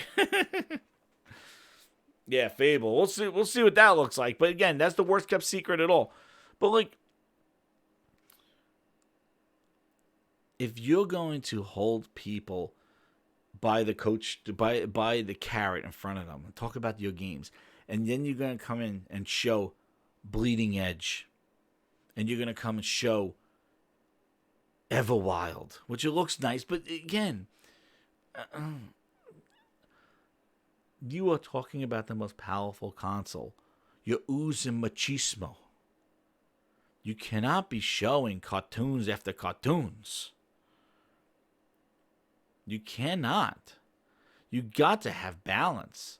You got to show, like, here's some realistic, mature gaming for you. But again, this all comes back to Game Pass. Game Pass is for casuals. Game Pass is for the everybody. When everybody plays, we all win. That don't sound like a mature rated, mature looking game with mature themes, an adult's game. That sounds like Grounded, Battletoads, Sea of Thieves with no progression, State of Decay with State of Decay 2 with glitches. No, Gears 5 with Jackbot and arcade mode, which they've come out and said now we've lost our way and we're trying to get it back. The friggin' guy, the social person for Gears 5 says we were focusing on the wrong stuff and now they're still fixing the inertia. And one little thing to show you what Game Pass has done and why I belabor it and just go like, guys, as much as Game Pass is a great value, look at what's going on. I buy that for $1. Look.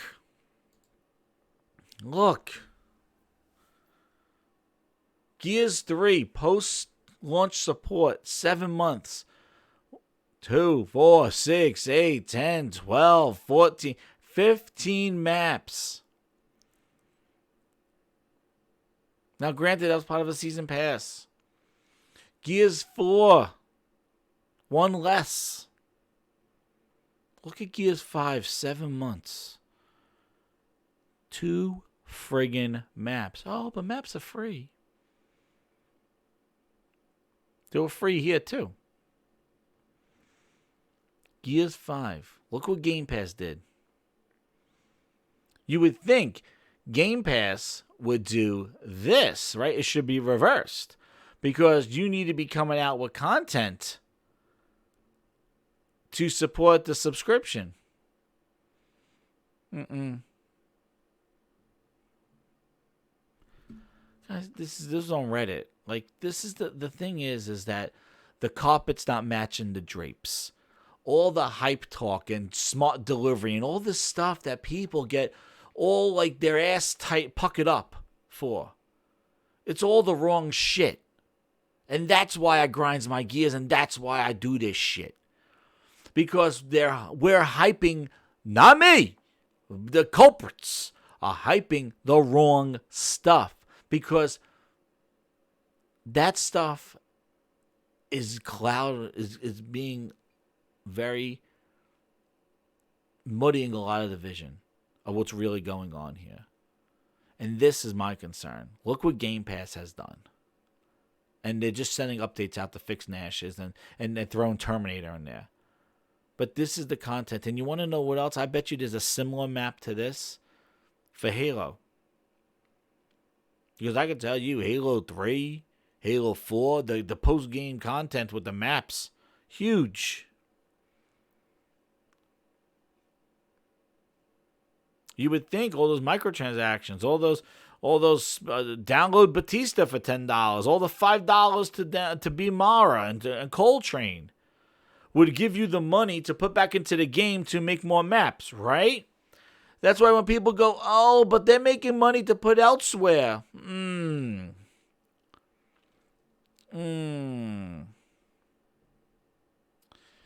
Yeah, this is my fear. You know, what does a Game Pass world look like? What?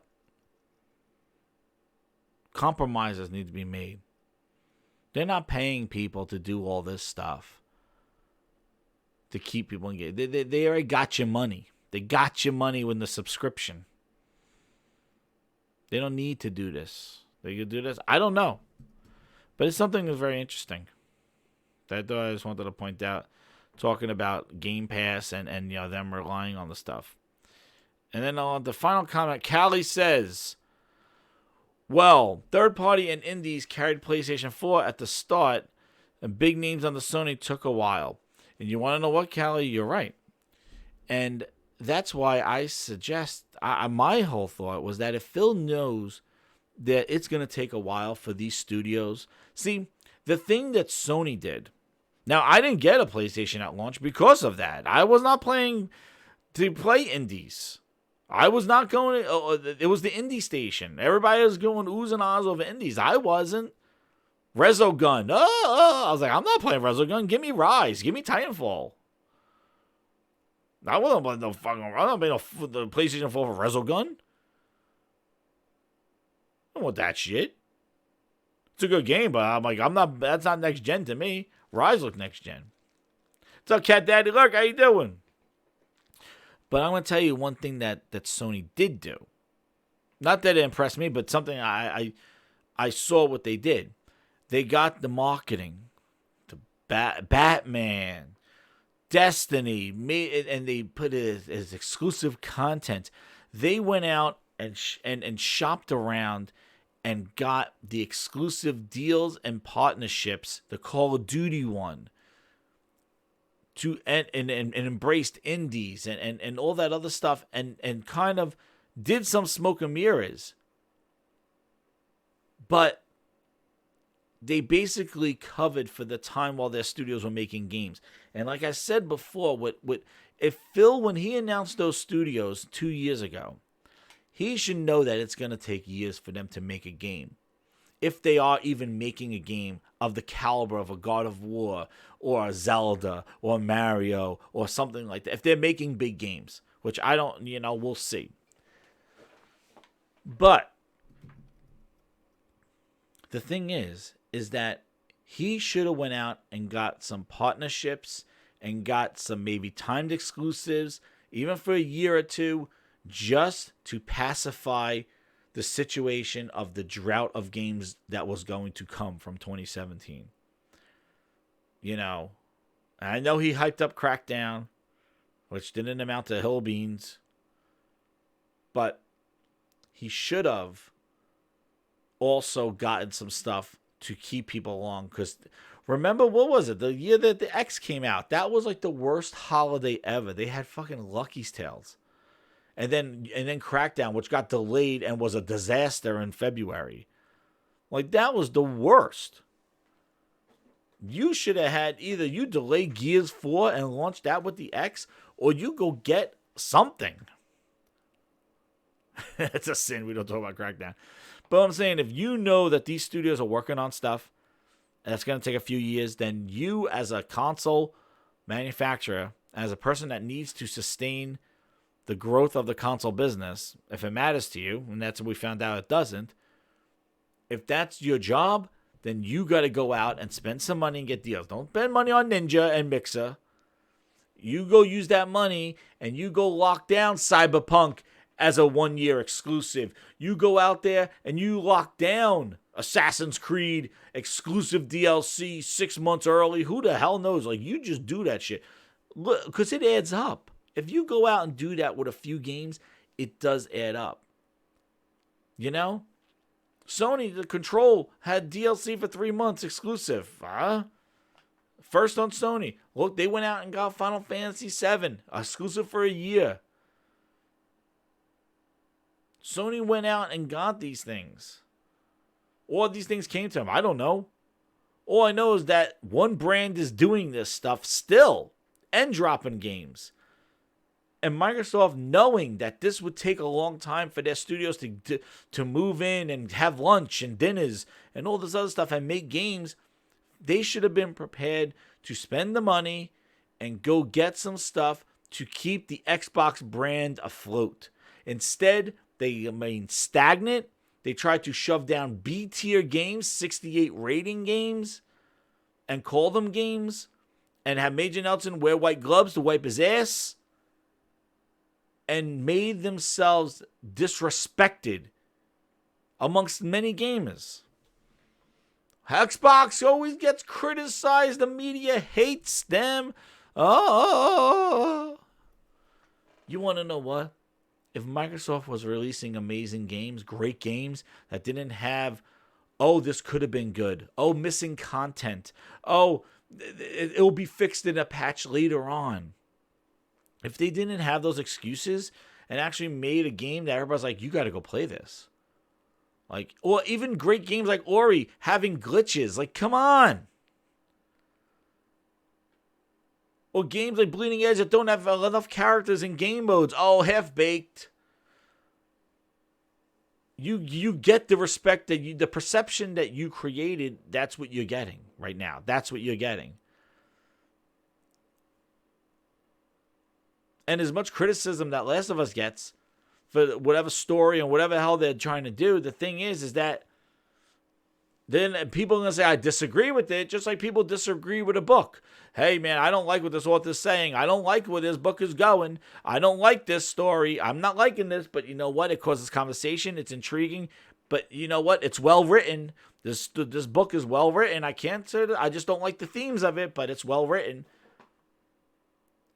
But if it's a trash book and a trash story and had potential, that's a problem. And nobody's going to say that with Last of Us. Nobody's going to be like, this game, it ended too soon. Is DLC coming? It's going to get patched. No. This game is going to be polished to the friggin' T. And I think Ghost might be the same. Now, you may have ethics or political complaints about the story, but the thing is like, if you look at it as a game, I don't think people are going to be like, it has potential. Half-baked. Oh, it has no content. Ellie has one weapon. They should have added more weapons. Oh, there's no upgrade system. There's no progression. There's none of this stuff. Like CFDs and no progression. Like that's the stuff that brings the Xbox games down. It's this half-baked bullshit. I don't know if it's a rush job or if it's a symptom of Game Pass. I don't know. But the thing is that it exists. And for every and it's not just one game. It's multiple games that have been hitting on this thing. It's been Bleeding Edge. It's been Crackdown. It's been CFD. It's been State of Decay. And you know when you see games like Grounded, you're like, oh, you know, it's from Obsidian. You know, the guys we're known for making great single player stories. But this game's coming out in preview, and you're gonna create the story and let us know what we should do. What? You're Obsidian, known for making great stories, but you're going to tell me the community's going to teach you how to write the story for Grounded? Who thought that was a good idea? Who thought Ninja Theory, coming off the best game of their establishment of Hellblade, all the awards they're receiving, they get a 68 Bleeding Edge stamped to their ass? There's your legacy of Ninja Theory, and that's the game that you're going to ride into Hellblade 2. Oh, you know, Hellblade 2, the guys who made Bleeding Edge. Oh, shit. You know? Instead of being, oh my god, the last game they released was Hellblade. It was incredible. Hellblade 2, I can't wait. Then being, oh no, you know, the guys that made Bleeding Edge. Oh shit, maybe I don't want to play Hellblade 2. Bleeding Edge was trash. Why even have that exist? So if you know that these studios needed time, you should have made your moves with all the money in the world that you got to keep that rabid console and even PC fan base alive.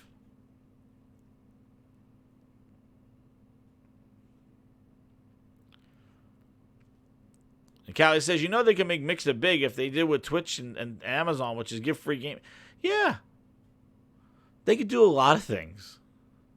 They could have integrated Groove Music into the dashboard on day one. They could make their Surface Headphones 2 that they just announced today work with Xbox. Oh, it doesn't. Why? Surface and Xbox are they're in the same friggin' group. Oh no, they don't. They're Bluetooth, but they're not the Bluetooth that Xbox. Like, why wouldn't you make your Surface headphones also work with your gaming system? Like, have the wireless chat. Oh no, it's just basic Bluetooth. Oh yeah, doesn't support Xbox unless you plug it in with a cable. Good job, Microsoft. That's where the ass doesn't meet the hole. Like, that makes no sense. And, you know, Brian, he says that, you know, it's like the studios are not taking risks into games they are known for, just easy money Game Pass fill-up. And you know what? The thing is that I don't know if, I think because of Game Pass, these games came out. Like, I think if Game Pass didn't exist, Phil would have said, that stays in the trash. You're going to make Hellblade 2. But because of Game Pass, they could just dump it out in Game Pass. There's no loss to them. If the game gets a 68, if the game gets a 50, if the game gets a 70, it doesn't matter because they got your money already. You know, speak with your dollar. Well, guess what? When you sign up for Game Pass, your dollar is worth Game Pass. Like, you're not voting with your wallet anymore. You voted into Game Pass. So if you don't like what Game Pass offers, then the only thing you could do is back out of Game Pass. That's voting with your dollar. But to vote on individual games, like, yo, I don't want Bleeding Edge in there. Like, I don't think that's the quality of the games that I expect in here. You cannot, all you can do is just not click on it. But to them, you're already paid, man. You're already in it. 10 million people already subscribed. Like, they already made their money on you. So they're going to give you trash and you're going to like it because you're paying for it already. It takes away the power of consumerism. Gone. You don't have a power to vote with your wallet on these are the games I don't want. It's not like they give you a thumbs up and a thumbs down. There's nothing like that. Because you're going to get it and you're going to like it. You become autonomous. You're already paying for that. You're already paid. So, hey, this game's a Smilegate. Who gives a shit? Smilegate. Go to Game Pass. That's why now the problem Phil Spencer has to do in his transparency is talk about quality.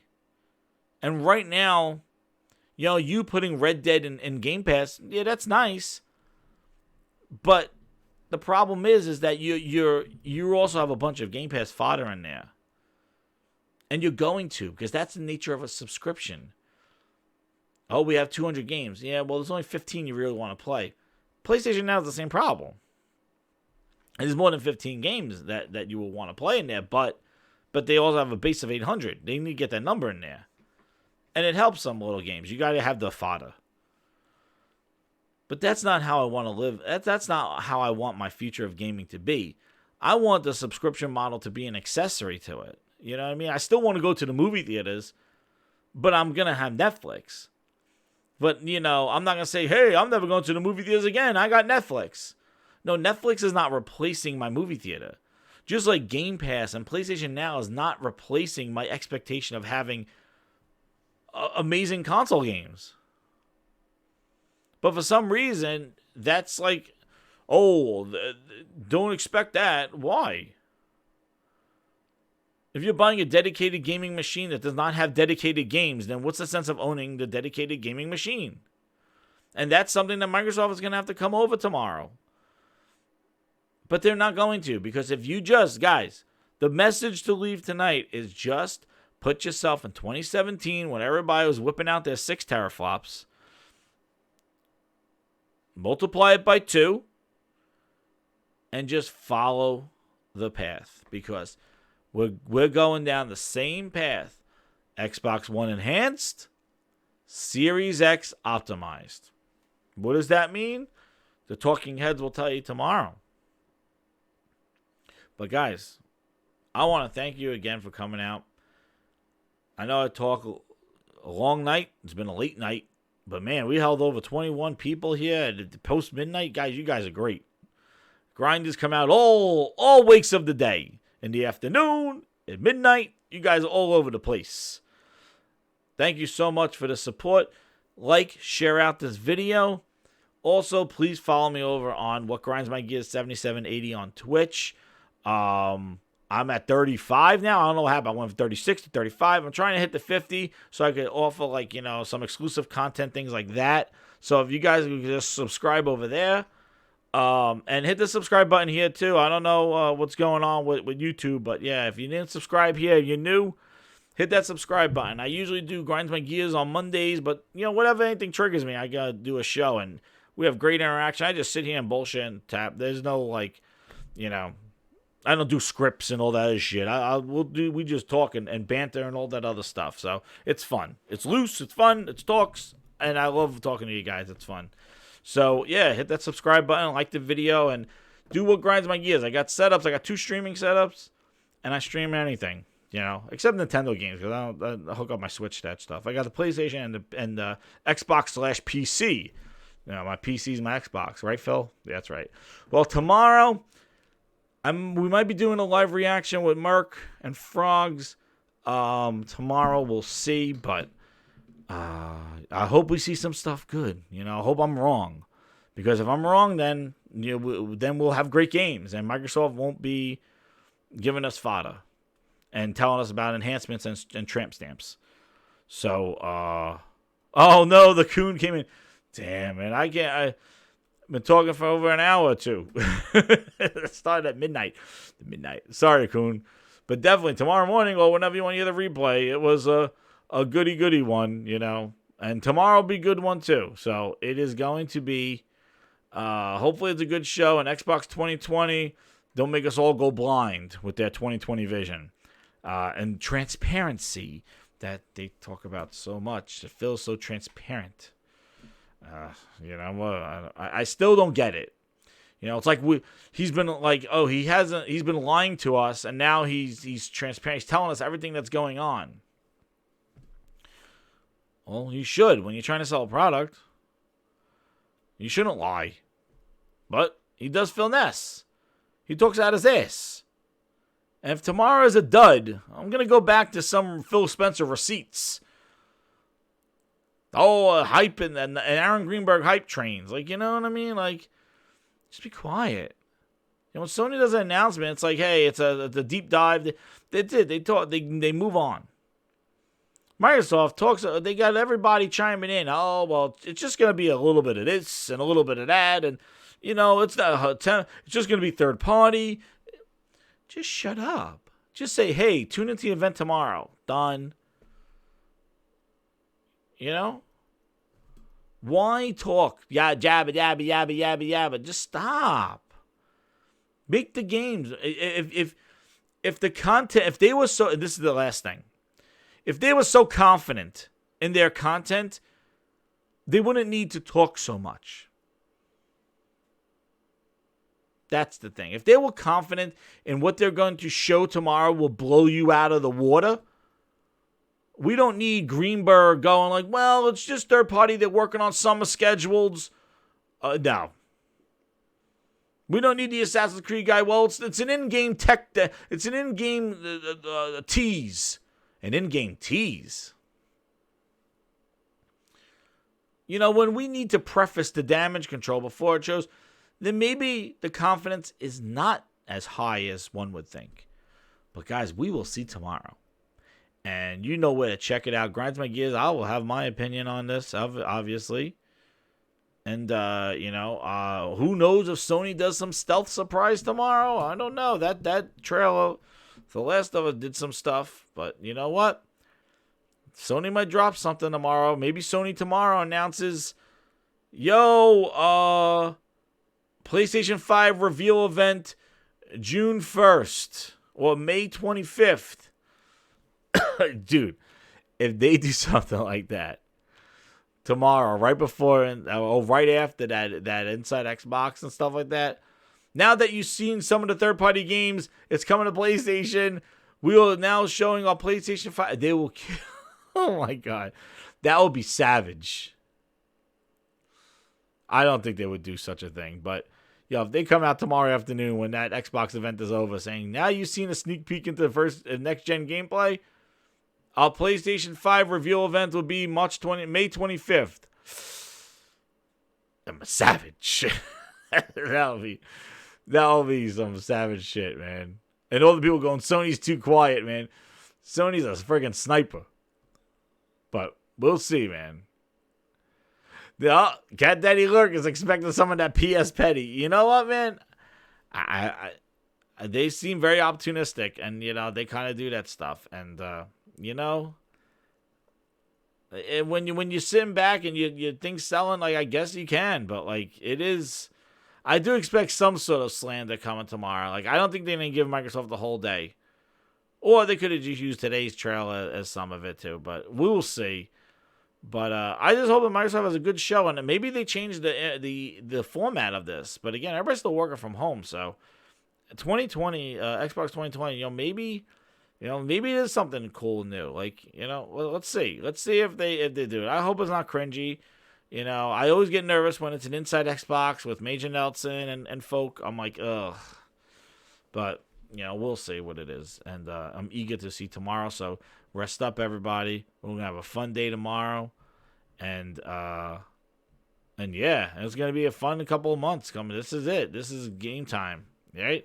What we've been waiting for. But also, what's nice is that as all this new stuff is announced, there's some people out there still playing in amazing games. Like Final Fantasy VII, and Gears Tactics for those PC guys. We got some great games playing on there. Bleeding Edge, I don't know, on the console. Ooh. But, like I say, PC and PS4 guys. Oh, and Nintendo people on Animal Crossing. Everybody's living the life. Xbox console guys are the guys that are like, where's my love? Also, PC guys get to play Halo 2 on May 12th, man. PC and Microsoft. Oh man, they really gave the boot to the fucking Xbox console, man. I can't believe it, but they're really showing their true colors. That's all I gotta say. Phil Spencer and folk, they're really showing their true colors, and they're still trying to push more console sales. They're still trying to just sell you more consoles when all the actions that, again, the carpet's not matching the drapes. But you know, they're basically like, oh yeah, the PC games and this and that, all these great announcements, and it's like, oh, and buy a console too. It's like that don't make any sense. And that's the problem that they got. You know, we'll see if they can fix it tomorrow, man. Thank you, Phil. That's right, Cat Daddy. Thank you, Phil, man. I can't. You know what? I'm pretty pumped for Halo 2 because I want to see that anniversary edition on PC, and I want to play some of that multiplayer. Oh my god. Yeah, it's gonna be good. It's gonna be good. I can't wait to play it. I'm gonna do 144 frames on my new monitor. I got it. I've been playing Reach on that. Yeah, it's awesome. It's definitely a different world. Like, you know, it's not up-res and Xbox One enhanced bullshit. It's basically like it's a new game when you're playing it on a PC that you could change all the you could change the settings, change the frame rate, all that stuff, and do faster than what it is. Like, it's great.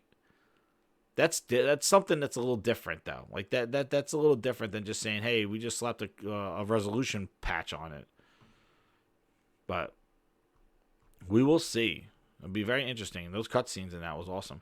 So we will see, everybody. But tune in and like, share out the video, and I am out. Thank you again, everybody, for burning the midnight oil with grinds after dark, as Brian V says. Thank you again. Good night.